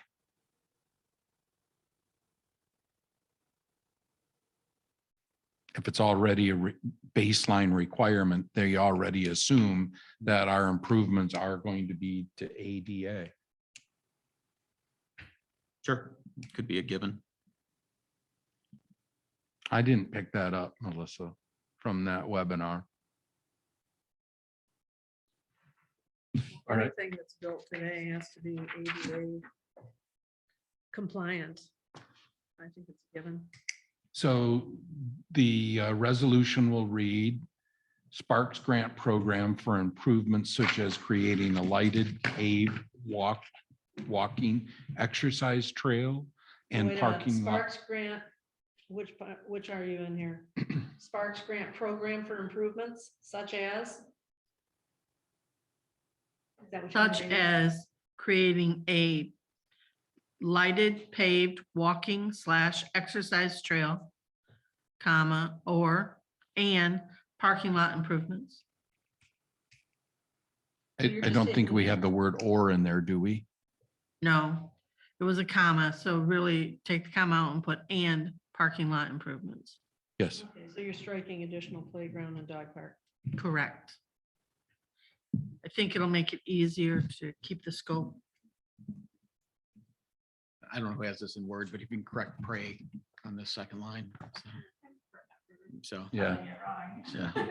I have to look myself.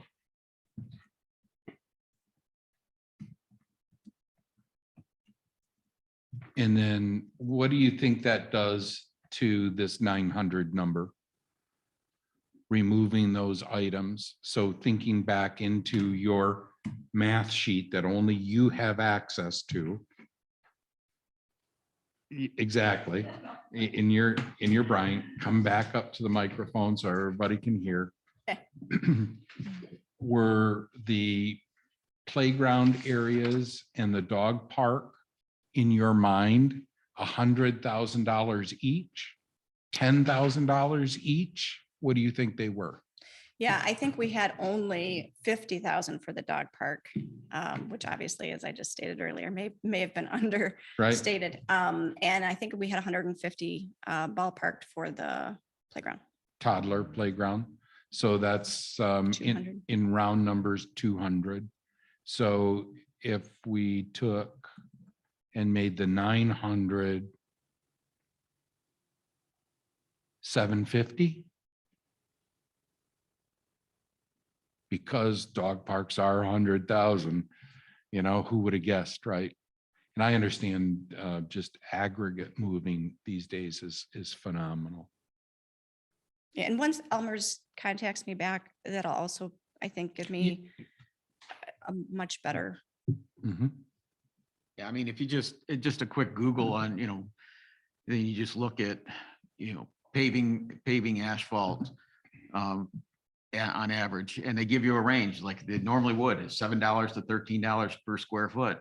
And I don't, if you even took the high number in that, and you said, okay, that, and I think you could find that on a relative basis, you can probably even hone that into Michigan or even northern Michigan, or and I know a lot of things that we did in my professional career when we were building things in other cities and weren't sure, we would call the like, for example, Traverse City, I'm sure has a contractors trade association, and you can say, hey, it's $13 on average is a good price for asphalt. And, they're gonna go, yeah, you might want to use 15 because the labor's higher, something, but that is a quick down and dirty way to get some numbers in there. So, and then just doing the math on the square footage. So, but Della, are you good with 750? I am. You? I'm good with 750. I'm as well. Today I am. Yeah, and like I Fair say, even the Sparks people, I'm sure are going to, as you get further into this project and we understand that, the cost of a light pole is now $500. Yep. Not the 250.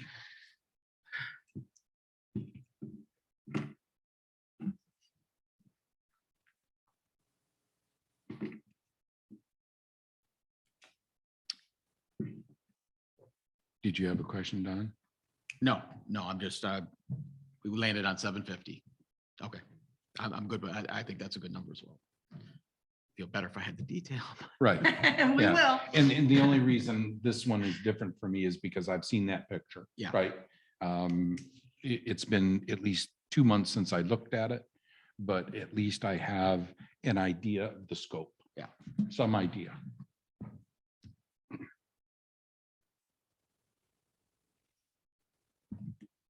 Yeah, believe it or not, I think this is the simpler of the two projects to put together because I think the components are lower and the number of components are lower. Another technical question on resolution 2020 and 2220. Do we have a fiscal year of 2024 through 2026?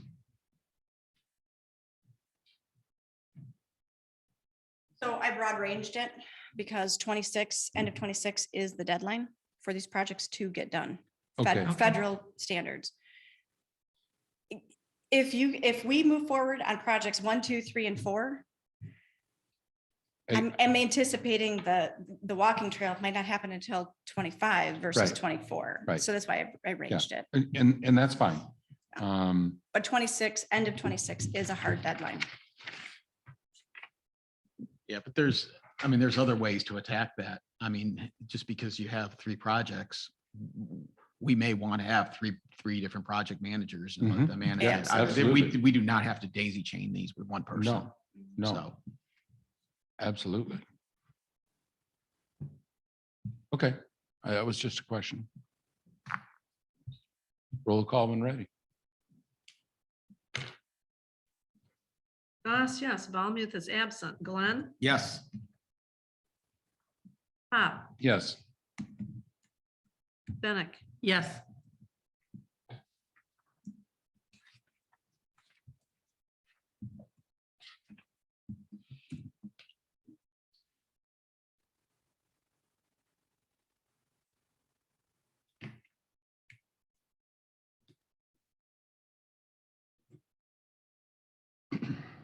and then the last one that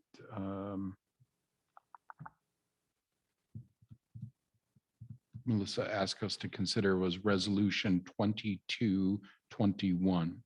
So I'll make a motion to adopt resolution 22-21. I'll second. Motion made and seconded. Further discussion? This one I think is the more complicated one. I mean, at least I view it that way. I see, Melissa has done some research on 19, on 20. I think we have the rendering, and I think that one is a little simpler to cost estimate. This one I think this one's more difficult to know whether $600,000 is correct or not. This is one, if I had line item detail out of all the 3, would be the one I would want. But I just don't have, if you're talking about, a new pavilion and vault toilet, the beach, again, I would like to have a subject matter expert in on that, because that beach in and of its shape, my understanding is it kind of creates a natural eddy and kind of each year sort of destroys itself. And so maybe there has to be, some flattening or some extension of it, or some other types of ways that we're not pouring money into, where we have to bring truckloads of sand in every year or 2 because it's washing out. I think that there's some design elements there. And I understand this is high level, but it goes back to, I don't think 600,000 is enough. That feels too low to me. And I couldn't even begin to guess what a kayak launch cost.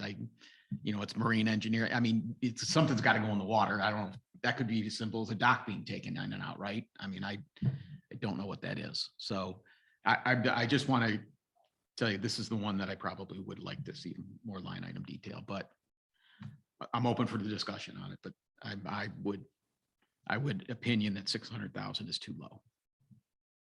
And I would think this is a wonderful wish list for that area down there.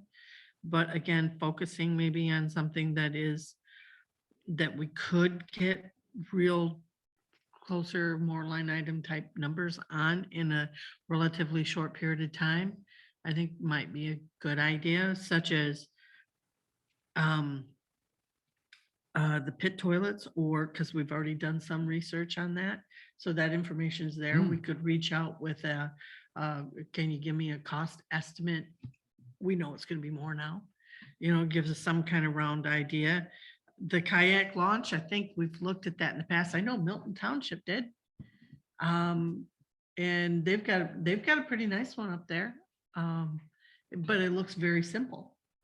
It's not like you got 3 or 4 lanes there. You got 1 lane for a kayak launch.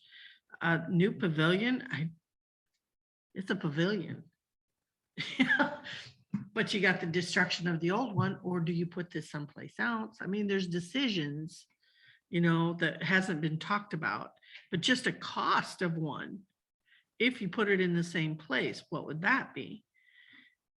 Day parking lot, I'm not even sure what that is, where that's at, where it'd be located. I don't know if we've talked about it in our plans for the boat launch project.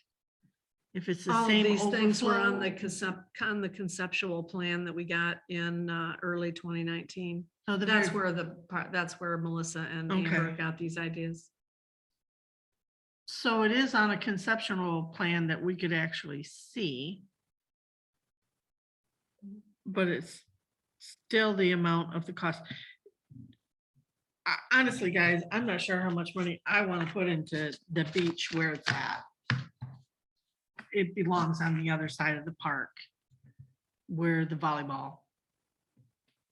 And Courts the are. plan shows that, I think. It belongs So up should- there, safety wise is for a- people. Is the thought process then, if we could get a third in, maybe because the pit toilet has been just an ongoing problem, just all these other things are good, but I think they warrant further discussion. Yeah. That maybe for a third Spark grant, get the pit toilet solution in there. And, down the road, whether we have a second or third Sparks grant for some of these other, would gives time to do the homework on them. Is that something that maybe we could just scale this back to? Just the pit toilets. Yeah. I would be fine with that. How do you feel about that, Melissa? Well, I would like to say something. Oh, I'm so sorry. So I understand what you're saying. I like the idea of wrapping a new pavilion in with a toilet, not a vault toilet, but a flush toilet. Oh, same building. Same building, very similar to what Elmwood Township recently completed. That's a beautiful, Oh, isn't beautiful it though? spot. Have you seen that park? Oh, It's nice. it's nice. Yep, it is.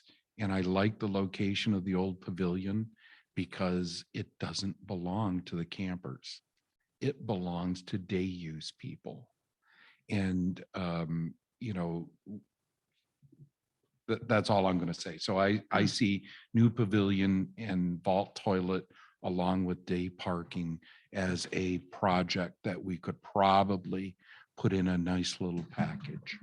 Would we take out those trees, the current toilet that's there, the current pavilion that's there, take out all those nasty trees that the only thing they produce is mosquitoes? Right. And make the parking in there, is that what you're Yes. thinking? We would have to do a delineation, to see what kind of flora is in there. So. And we would have to probably design around some of the flora issues. Not all land that is wet is a wetland. Right. And so,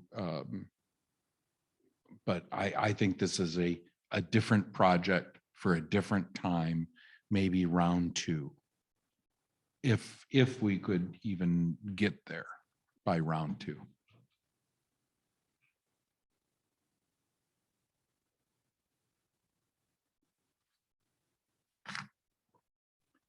Any final comments? Roll call when ready.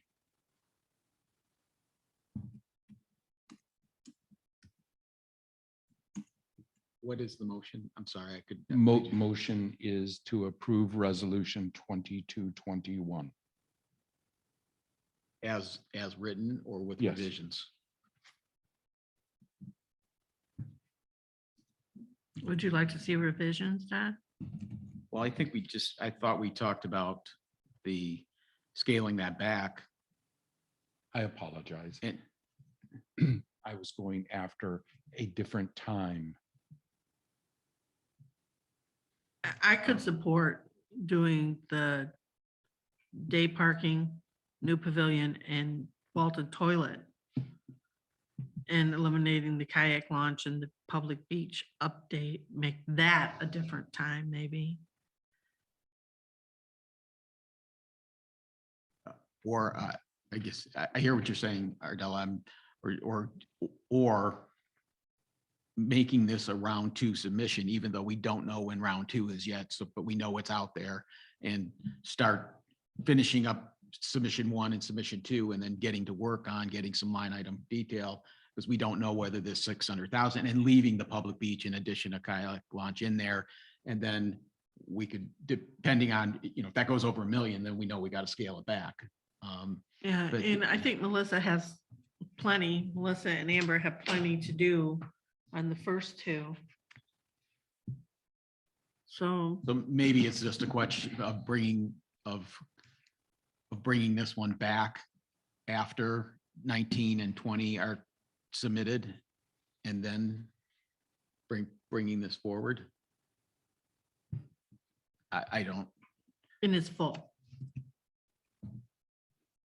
I'm just throwing out ideas. I don't know, My- because my- my issues is if we go to, if we're pushing resolution 2221 towards the second round of Spark grant applications, that just generically saying that, that's fine. I think if we're saying we're pushing 2221 towards a second round of Spark grant applications, revising the scope of work, then there's still some level of discomfort with the 600,000. So I'm just trying to get us, what do we want to have happen with this? I think we all agree it's a round 2. Just how do we want to word it and push it out? My thought for calling a vote is that we already have more than enough work laid out with resolution 19 and 20. That this could be brought back when time allows. I think Melissa has a good idea of where the board wants to go. And we could just deal with this at a later time. I also am very appreciative of, I think, what Don is saying, that we don't know when round 2 is going to come. Watch it be released and due January 1st, Yeah. we don't know. That's typically how things roll.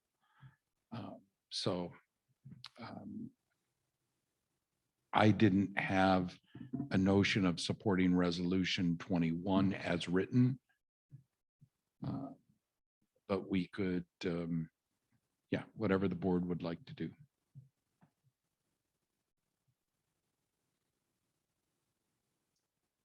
Well, I think if you don't want to vote on it, you would rescind your motion.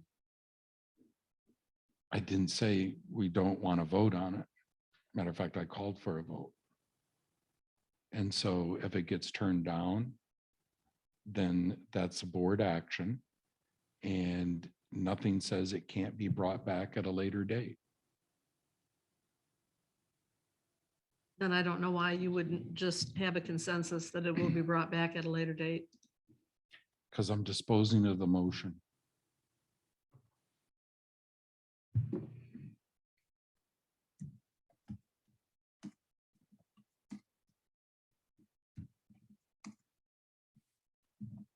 Bennett, Yes. Glenn, No. Goss, no. Valmuth is absent. Pop, No.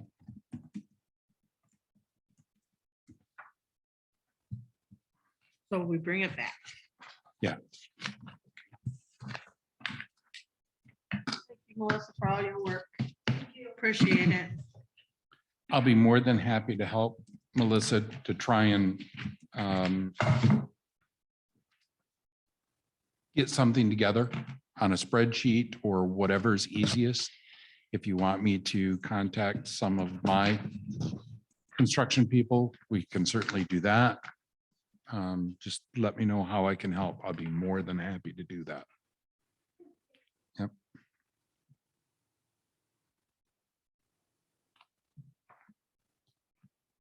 Budget work session.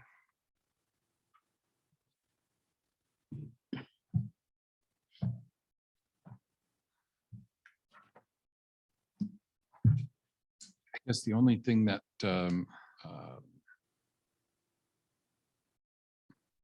I have to add to the board I'm not sure if anybody's following this vacation requirement that's supposedly to kick in sometime here in 2023. We don't know that it actually will be activated in 2023 or get pushed down the road. But basically, every employee is going to have access to about 40 hours of vacation time. And it's going to affect whether it's going to affect fire department folks, it's going to affect our board members, everybody. It does, is it full-time or Nope. part-time? Anybody? What is Every- it? Everyone I except haven't the heard elect. about this, Ron. When did this come out? Yeah, Fahey Schultz has had a couple of webinars on it, so visit their website. Okay, And then there's some recordings there. The only people this does not apply to in our township is this board, elected officials. I don't remember if appointed officials fall in that category or not. So I don't know why we're salaried, so. and whether no, we're- elected officials, but appointed. I'm sorry. Appointed, so that'd be like planning commission members, PrAC members, but I think it does cover appointed. I don't remember. So whatever our labor numbers are, I think for budget purposes, we just need to add 40 hours of vacation time. And if the rule doesn't apply to somebody, then Well, when are we gonna find out about this? When, do they have it up for vote sometime soon or I think something? it, well, if I remember the discussion correctly, that this was actually an Obama era rule that Trump somehow put a stay on. But the stay expires in, I think, February of 2023, unless extended. With, you know, the red wave not really showing up, I can't imagine that an Obama era program is not going to take effect. But we don't know. We don't know. I think, you know, if it's coming through in January, we've got time rather than doing all the work of putting that in there. Maybe what we do is put a pin in. Yeah, And I, no, until I get it. after the I'm just bringing it to the board's attention. If I was the only one that was aware of it, that's all. And so secondly, if I recall correctly, we were looking at potentially an early discussion on park with respect to trying to establish some of our baseline costs, either for labor or materials or repairs. So then the rates could be correctly calculated. Rates as in, Camping rates, which are normally done like in January or something like that. And I did get your email, Ardella. I apologize for not responding. You asked what the main goal of this was, and that's my recollection. But just Well, because that, rates would generally be established on the basis of what similar campgrounds are charging for similar amenities, not what your projects are. yeah, I disagree with that. Mm, yeah.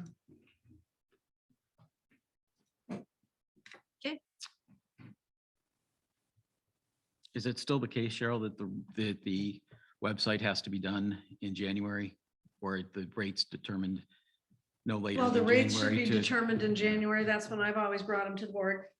that's because they go online for Right, so I'm reservations. asking that's still Well, the yeah, case. Jim Sunberg has to have time to program the website with the dates and rates and, you know, the 3-night minimum, holiday weekends, that type of thing. So the website has to be ready to go for testing sometime in March. To go live in, well, it's been the first Monday in April is when we've always shot for. There's people calling already. Wanting to book. but we don't, well, the seasonals have to be booked before that too, because they have to, all of their time and sites have to be blocked off in the reservation system before it goes live, otherwise they would get booked. And when do you typically have those finished? Book Seasonal? those in mid-February, full payment a month later.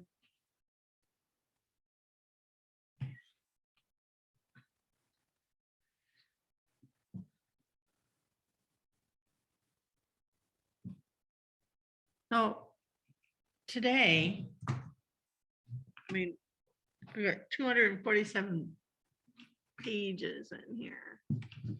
Well, I've got more because I add my notes to my packet.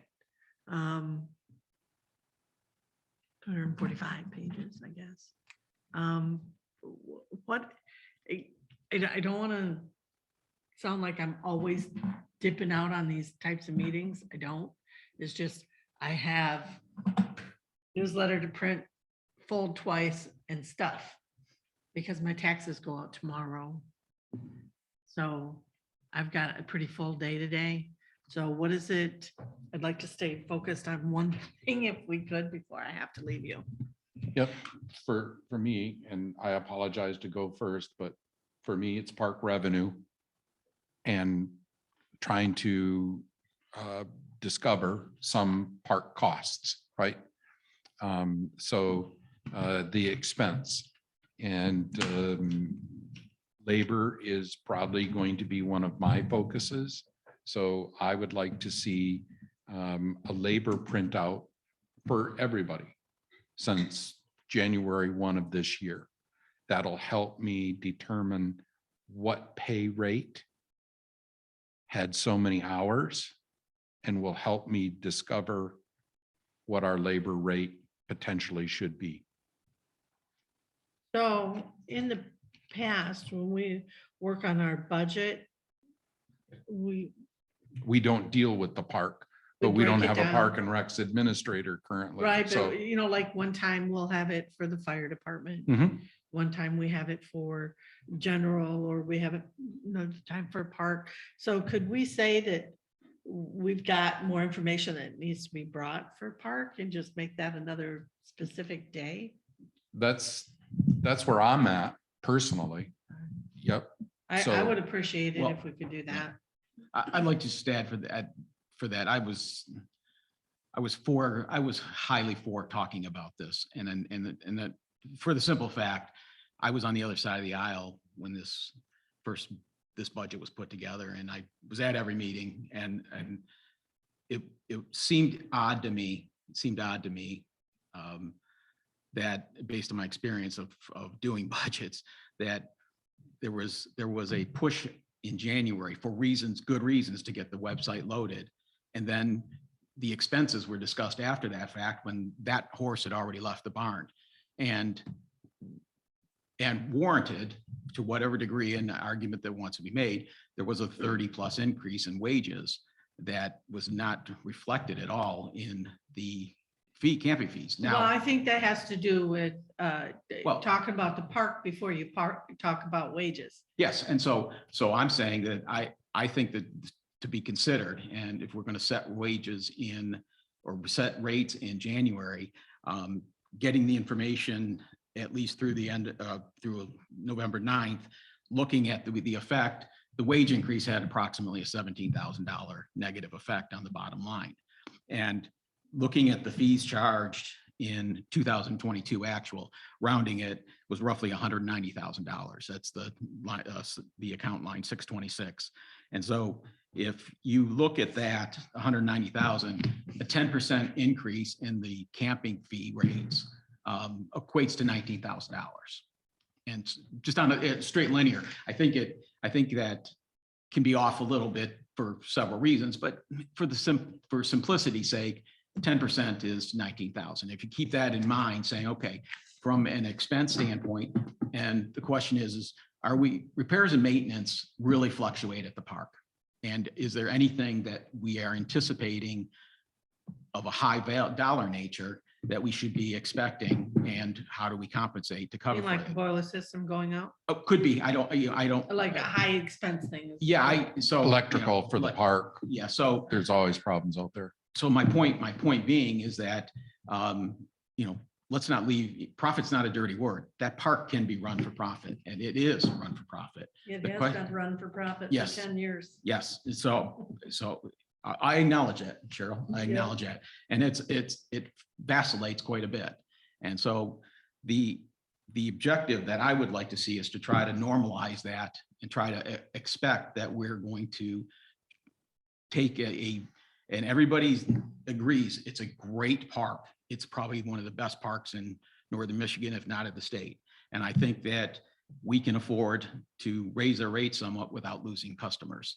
And so, and I think if we're going to have additional expenses, we know the labor's not going to go away. It's going to happen again.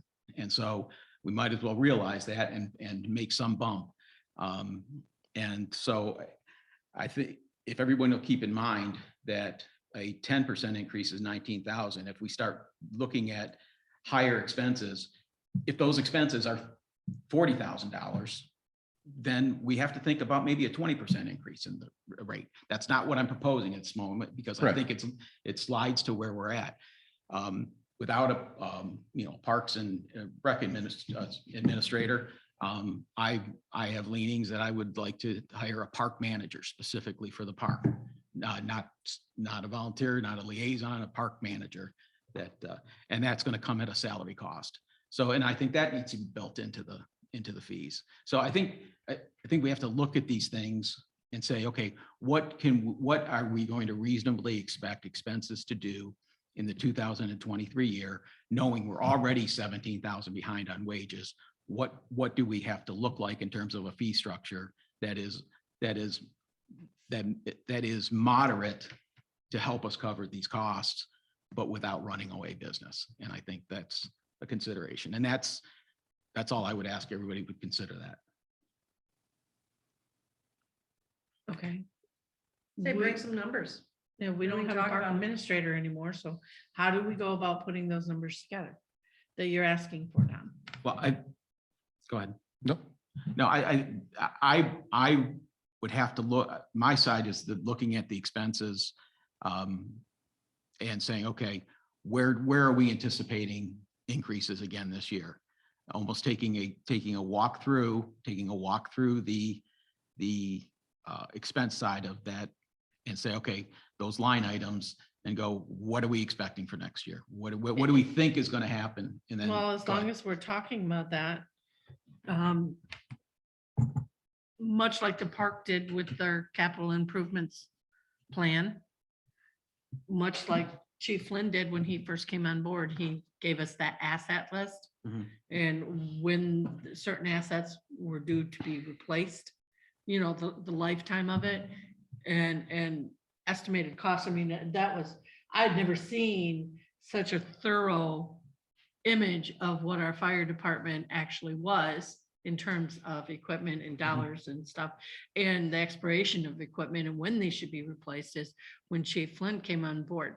So I'm thinking we need to do the same thing with the park, that particular park, because as Ron pointed out, the electrical system up there, the bigger units coming in blow it all the time. Mhm. We've got an aging, We didn't have any of that this year, even despite the hot, humid weather that we had, but we have replaced both of the 200 amp breakers out there. right, so, you know, That's helped, that type of thing.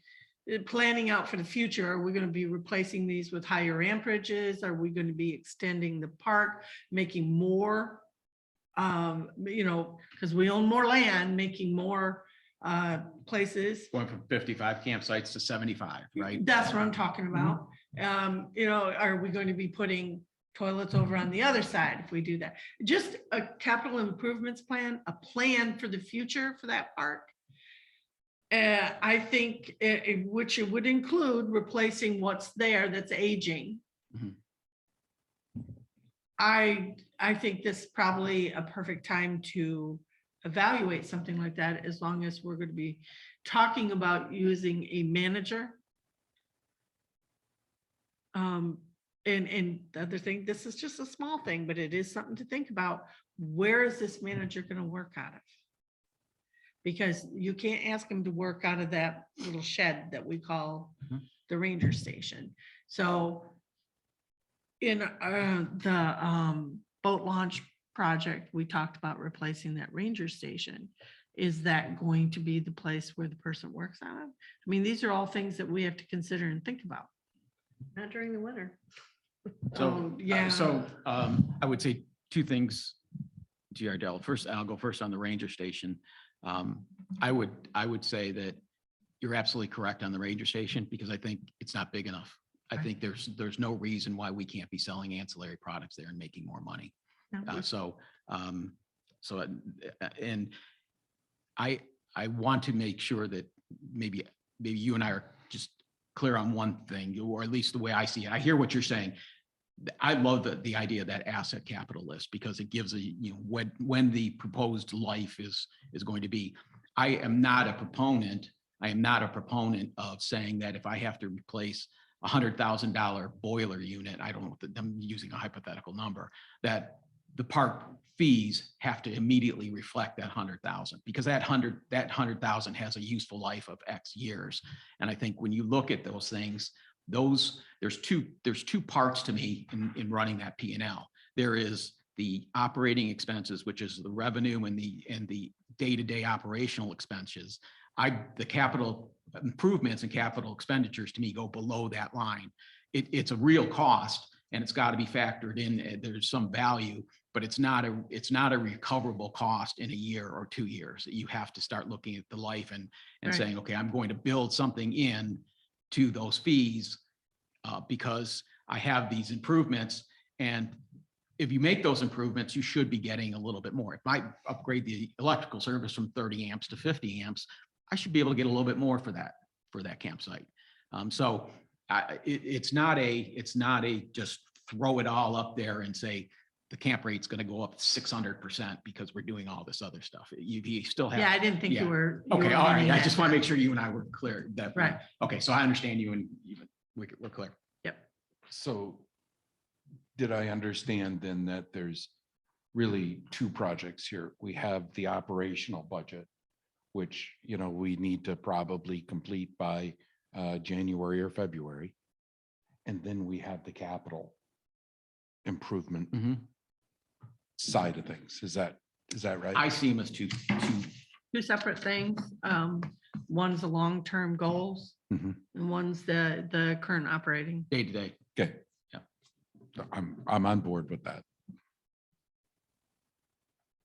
So as far as additional for the operational budget, the one that will be due by January or thereabouts, I would like to see, like I say, labor figures broken out. I'm sure there's a report available. And then you do an expense report that really kind of details almost every line item expense. That's the revenue and expenditure that's in the packet. Okay, but what's in the packet tells me there was $50 spent on account 11, fictitious account number. But then there's also a report you provided to the board before that breaks out all the expenses that were recorded under account number 11. It's like a 300-page report. No, that's the revenue and expenditure report in detail. In detail, okay. And so that would be I helpful. believe that's what's in the packet.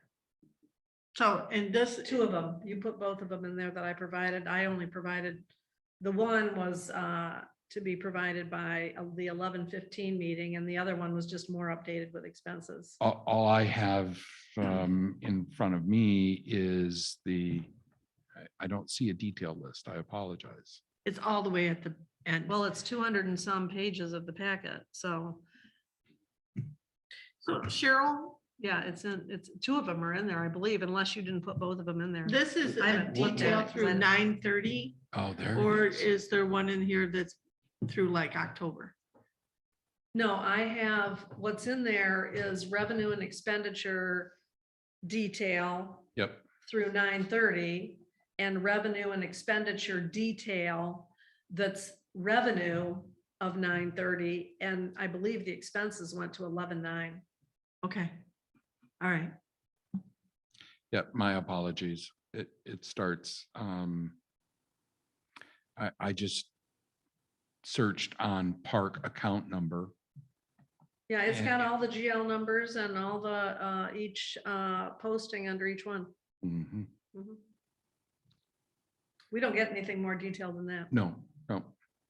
And so then the only thing that's missing here is our labor detail, correct? Well, you don't have exactly what each employee was paid and how many hours they worked. Right, and that's what I'm asking for. Okay, send me an email on that. Well, I think, I want to have something to reply to.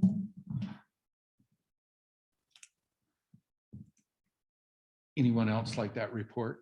Yes, I would. And what would you call that report, Cheryl, just so I can be very I specific? think it's called employee history report or something like that.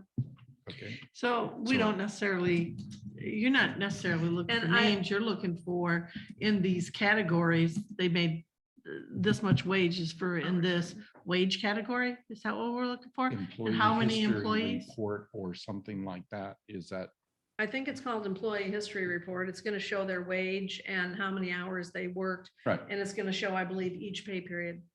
yep, and that's fine. So, I mean, yeah. I will be redacting things that the board doesn't need because I Like think their social social security security numbers. number Yeah. that's on Yeah, we there. don't need Yeah, that. we don't need stuff like that, and their Right, yeah. addresses and birth dates or whatever. No, I mean, no. no. I was thinking that there might be even a quarterly report.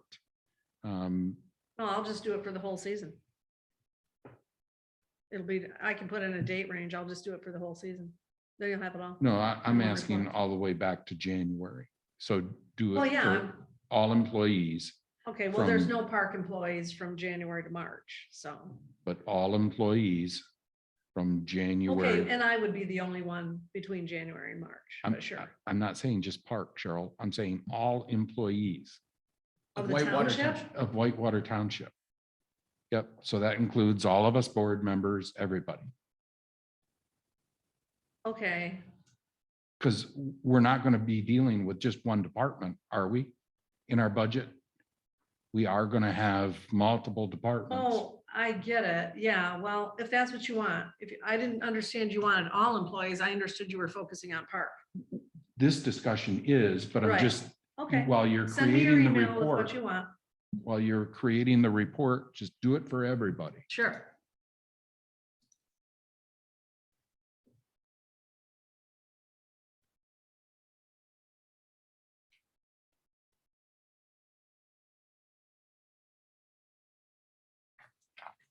And then specifically thinking about park.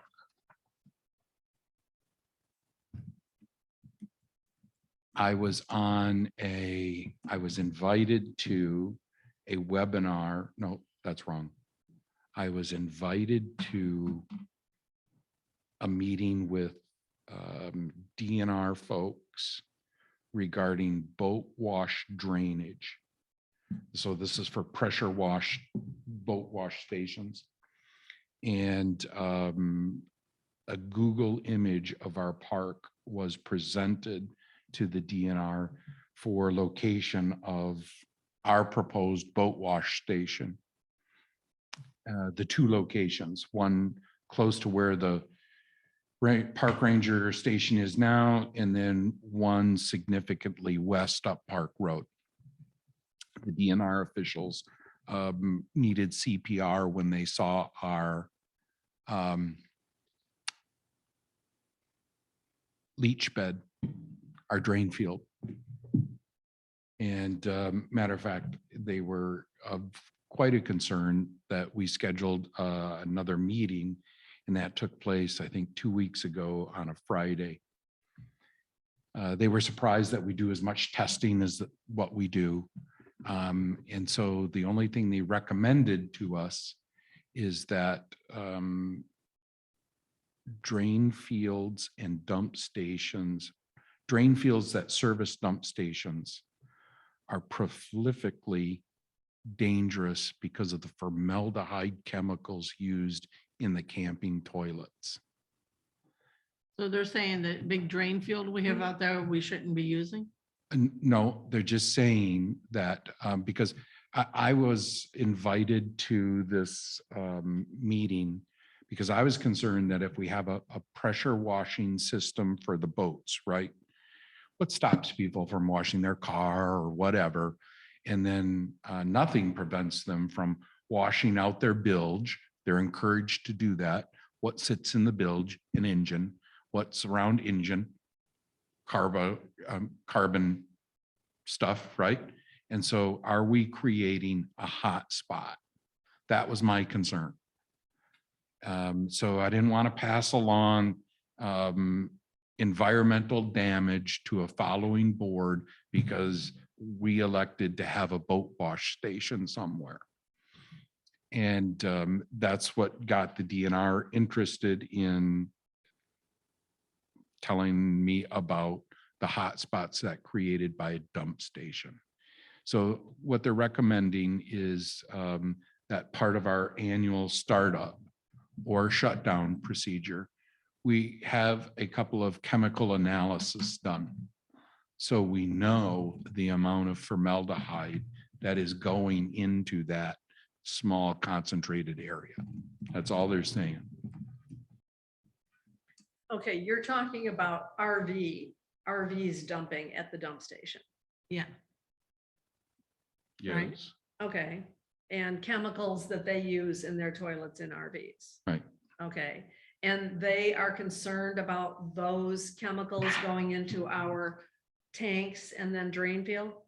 They want us to be aware that it's kind of like, much like the county program for septic hauling. If you're on holding tanks, you pay one fee. It's like 4 cents a gallon. If you're on a septic tank, you pay twice the amount because the concentration is different. And that's all they were trying to make us aware is that, you know, in a normal septic tank, you don't have formaldehyde concentrations, but you do here. And it's an interesting thought. I didn't know that you could even use formaldehyde anymore, but apparently that's one place where you use it. And there's specific companies that test for that and we can get a quote. No, I'm sure Gordy Fraser can do it for us. It's just a simple chemical analysis. We have it done on our drinking water every year because it's a requirement anytime we service over so many people. But that lab won't do the septic side, right? Thank goodness we keep them separate. Yeah. So they're just recommending that we monitor and create a baseline. Well, that's an expense that we've not incurred before, so we don't really know what that's gonna be. Yeah, something like that's sub $400. I mean, it's not a big deal. So another $1,000 a year. Yeah. Yeah, it's sub $400.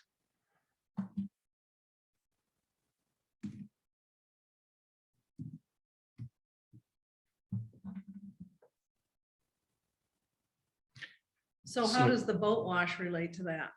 Yeah, I was trying to explain why I was involved with the DNR. And my protection concerns for the township revolved around what stops a boat wash from coming a car wash. In my mind, nothing. That's right. And so Wash anything in there. you could potentially wash anything. I was hopeful that there was some type of law or regulation that the DNR had, but there appears not to be any yet. I'm surprised. Well, on all of that, with the boat wash, I mean, I've heard people say, well, it should be manned.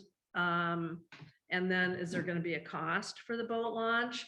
Is it like going to the car wash and you feed your quarters in and then you take the sprayer out and you spray it? Or, all of that, of course, the water issue is solved with a waterless boat wash, in my opinion. But, and then you don't have to worry about getting water to it or dealing with the water that it generates.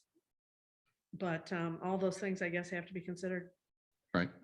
I will weigh in on this because I did go up to Lake Leelanau Narrows, the DNR boat launch up there that the Lake Leelanau Lakes Association, whatever their formal title is, they have both the CD3 unit and they now put in a power wash unit, and it is amazing.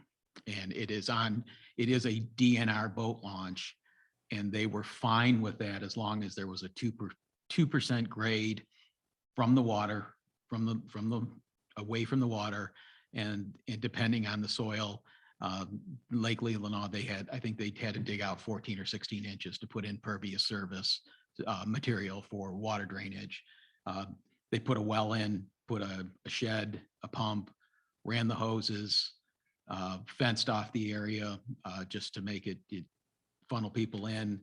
And they did that all for, I got the quotes, and I think it was like $31,000, $32,000. And it is amazing compared to what that does versus the CD3 unit. And so they had to bring some electrical in, which was easier for them than that would be for us. But putting a well in was, that's nothing, and getting the grading and done.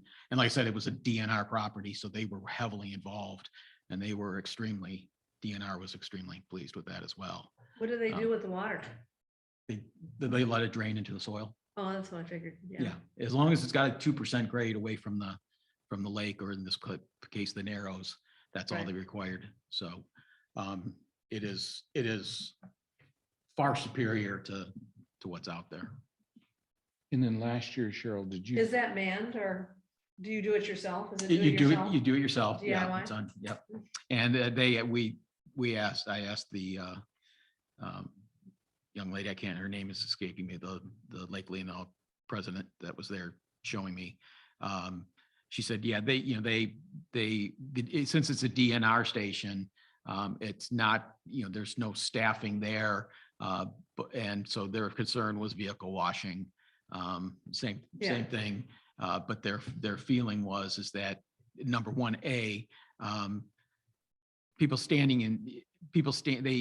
let me qualify that. They have a timer on the pump that the pump starts at in the morning and then closes down. Yeah. And so it turns it off completely. And so, but during the course of the day, boaters going in and out of there, nobody wants to stand around waiting for some clown to clean his truck. I know we want. They're gonna say something. They're going to say something. And she said to me, if we were, in our other park, if we're banned, then we just basically keep an eye on it. And we're not going to get confrontational over it, but we're going to note the vehicle and so, but Yeah. But 31,000 and they put the well in, you don't have to run it from anywhere. It will be very costly to man a boat wash. Yeah. yeah, I don't think I've run across anybody that's advocating that. I Yeah. haven't. Well, It's just I've heard it here. Oh. I've heard it been advocated here at this board. by me. No, before Oh. you were on the board. Okay. Last year, I think Cheryl brought to the board the potential for a secondary well at the campground. I didn't bring any, well, I brought just a verbal quote from Berg Well Drilling. We didn't do it.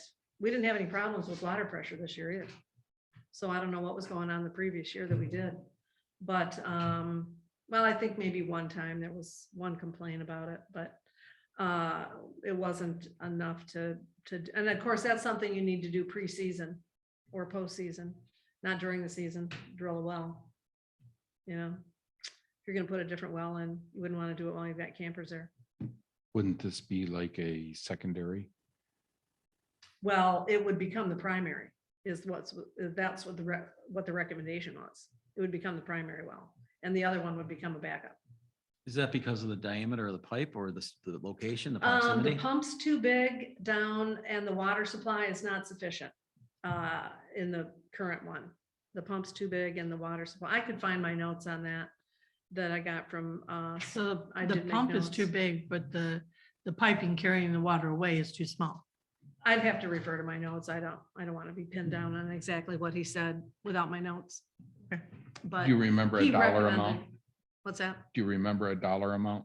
I think he said 8,000, possibly. That's just from memory.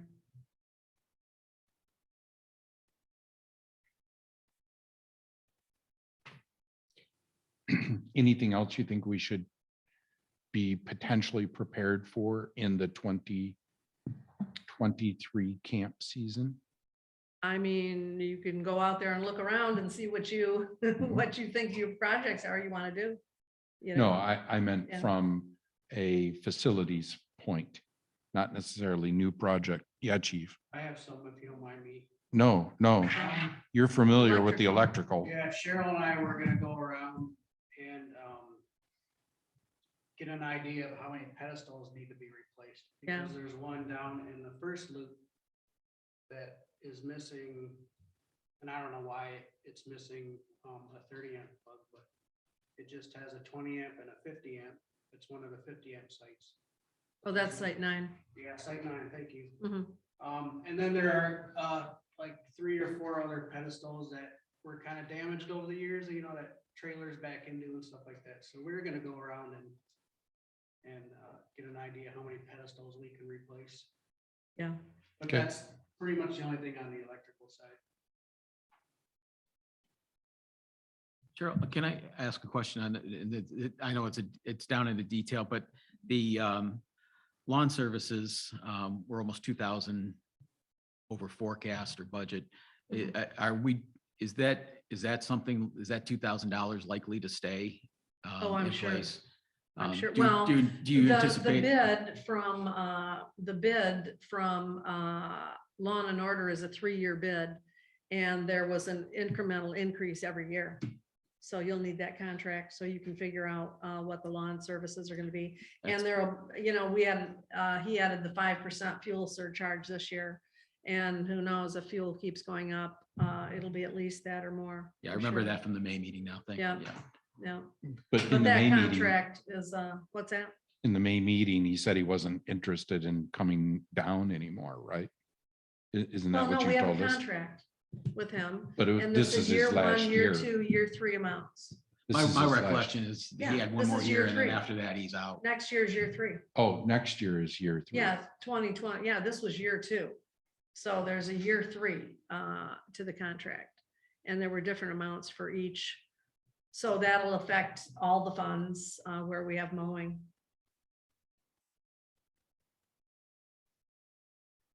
General and fire, ambulance, although that's a very small amount over there. And I don't think that did change. I think that was the same all 3 years.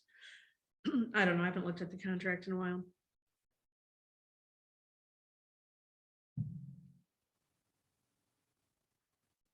And there's, you know, other things, like for instance, somebody's gonna need to tour the park in early April and see what trees come down. I know there's already a tree down out there, part of a maple tree that's across the road to the upper loop. Fell recently, and there will be, and there could be, with the winds we've had, there could be other damage, but you know, I mean, somebody will need to tour the campground, the pavilion area, all the trails to find out what trees need to be taken care of. Because there'll undoubtedly be some on sites, might be some on roads. That will affect opening the park.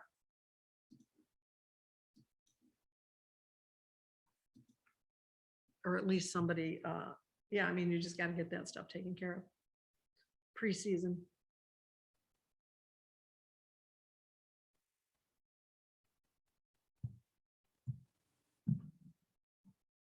And they come down sometimes during the season too, if we get heavy wind or rains. We've had to take care of trees during the season too.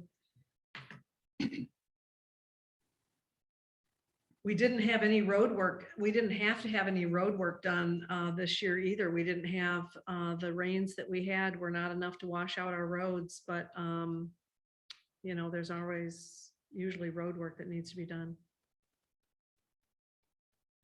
Steve Jar put down a really good mix on the main road, and that's the hilliest road in the park. And that held together super well this year. Now, It wasn't all put down this year. what's Steve Jar's company's name again?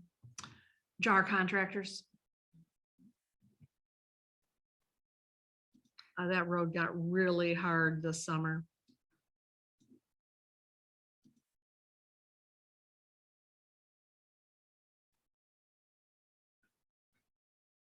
Any other documents that you think you'd want for Park?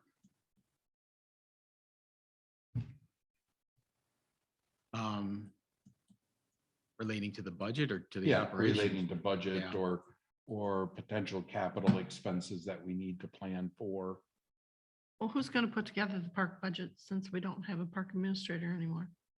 Because the park administrator actually did all the research and put all the budget numbers together for us. So who's gonna do that now? Yeah, well, I mean, Well, it's Ron's job to do budgets, so. it's my job to do Statutory budget. duty. To do budgets. It's not And you didn't- statutory, it's actually in the. No, it's in- statutory. It's actually in the policy manual. No, it's So, also but the policy statutory. manual also says that the heads of the different departments are supposed to work with you Right. to provide numbers. Exactly. So How's that gonna work? that's a what I'm, darn that's good what I'm question. saying. That's a darn good question.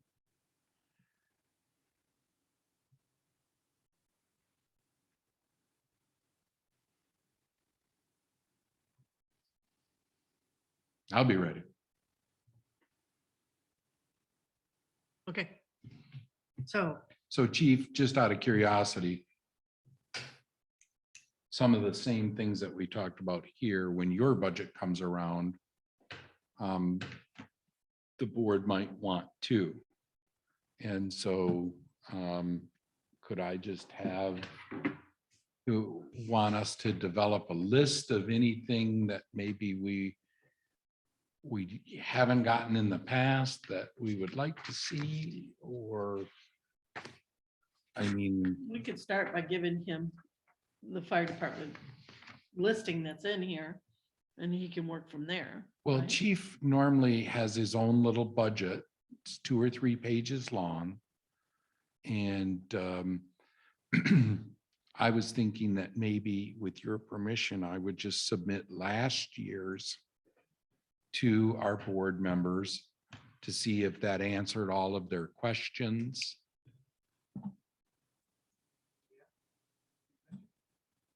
well, I mean, I'm looking for a budget from the chief because he's the one who's running the fire department, and his budget document, you can insert his numbers into your document. You know, I think what I said, Cheryl, is that I would like to forward Chief's document. We have some new board members. I think last year was Heidi's first time looking at it. I just want to make sure that their questions are answered. So when we get to Chief's budget time, we don't have any stalls. Everybody's got their we have it information. right in what was in today's meeting. Yeah, Fire and fund that is is in there. not what Chief provides, is it? No, that's what I mean. He has his own document that he has all the departments in. What part of my conversation are you? I not guess I'm picking up looking, on? what I'm looking for is his recommendations. That's exactly what I just said. No, you said you would give him, you would put out the His budget document from last year. from last year. So the board, if they had any So I can look at that. questions on whether or not it fits what they are looking for. If it doesn't, they can ask Chief for a change in the document or additional Why documents. wouldn't the chief just put out that document updated for this year? You know, I just, I don't have enough life to explain. I mean, so we've always allowed the chief to do his own to do his own budget, and then we've maybe made some recommendations or, you know, whatever, or asked some questions. I mean, I think he has the best handle on what he needs going forward. And I just don't see, are you suggesting a change in that? I'm in the process? I don't have enough lifetime left to explain, Cheryl. Yeah. really Well, I'm don't. just looking for what the chief wants for what his needs are for next year. I So- think that's what I'm looking I for. have a question, because I'm going to have to be out of here relatively Me too. quickly. I'm just wondering, do we want to set another date and then, I know we did a shotgun effect here, but No, maybe the next one do a narrow, like just the park or just fire. after I get my information, I would be more prepared. Okay, But typically what happens is I get my information the day before a meeting and then we're not prepared, so. If I don't get the information, then we'll never set another budget meeting. That's fine. okay, in the real world, That is. because Della needs to plan. Are we thinking about setting any budget meetings in December? No, Or is everybody not. packed in December? No, we don't need any more meetings in All right. December, just our regular. All right, then I'm not going to be concerned about it either. Nope. Del, I think December's just, I'm not sure what we'd accomplish. For me anyway, talking through these expense side of it, it gives me a sense, because I want to be prepared to discuss about what I think Sure. what the fee structure should look like. And I think I've got a good sense of what I need to look at and try to do some math on it and see what I think might be reasonable numbers. So. And there's one last thing I'd like to say, Cheryl. I know you've resigned as the park administrator, and I just want to thank you for all the years you've put in. And the fact that when it came to budget time, she did come prepared, guys. She had a lot of material. I don't know how that's going to get replaced, but Well, there was some consultation always with the Parks and Rec Committee too, about budget, and they need to be consulted by Ron or who's ever putting together the Parks and Rec Fund budgets. They need to be consulted about things that they want to do. For instance, it was already reported by me, I believe at the 11:15 meeting, that they want to, you know, redo, the diamond dust gets redone on the fields over there every couple, 3 years. And they asked, I relayed that to the board at the 11:15 meeting. It's in the minutes. That they would like to have money placed in the budget for diamond dust, but they're gonna have other just like a projects. standard thing that happens every year. Yeah, they, you know. And all they- of that information's been requested in writing, Oh, good. Yeah, good. Yeah. which you have So not they can talk provided about yet. it. Which you've not provided yet. What information's been requested? Everything that you supplied in 11:15, we asked for it in writing, and has not been It's in supplied. writing in the minutes. It's right in the minutes. That's all Can't you're be. getting. Can't be. I'm not the Parks and Rec administrator anymore. I'm I- not doing I any more understand. reports Yep. or anything like that. Everything I Got it. talked about is in the 11:15 minutes. So, And so if something doesn't get on the budget, well, and that's, I'm It is not what it is. suggesting you consult the minutes. I'm just reminding you that that is a request that's already been made. And that you need to consult with the Parks and Rec Committee about what they want to see in the budget for next year, mainly for the rec fund parks. You know, they have some of the things they want to get accomplished too.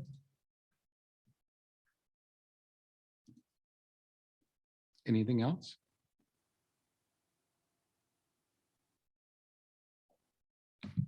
Any public comment from Zoom today? Yes. Hello, Denise. Yes, Cheryl, thank you for your service as the park administrator these past years.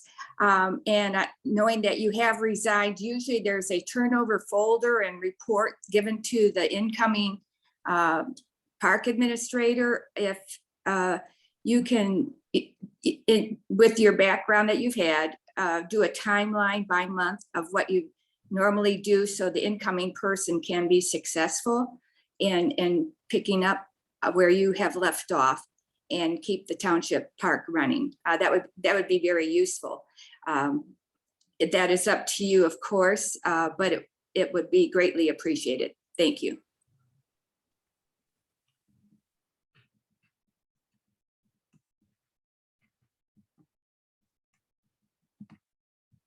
Any other public comment? Hello, Connie. Hi, good afternoon. I applaud you guys for working through everything that Melissa worked so hard to bring before you guys today. I think that any help that we can get with these big projects is going to be great if it comes through. I have some information I can share with her about some outdoor fitness courts and things that I've seen down here and the costs and things like that. So I'll be getting a hold of her. Again, I'd like to offer my help or assistance if anyone needs it or wants it. I also look forward to using some of those parks soon. Also, I wish that there would be some communication between the outgoing parks person to the new parks person. Cheryl, I know that park has meant, and all the parks have meant a great deal to you over the years. And like Denise said, I hope that you can help them to have a good transition. And I'll see you next week. Thanks. Thanks, everyone. Thank you. Anyone else out in Zoom land wishing to make a comment?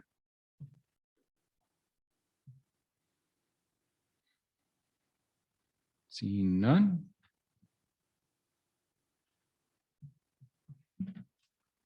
Motion to adjourn. Make the motion.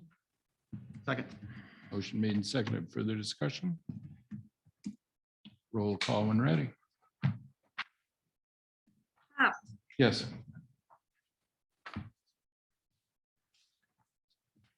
Goss, yes. Baummuth is absent. Bennett, Yes. Glenn. Yes. 11:43. You all. Thank you.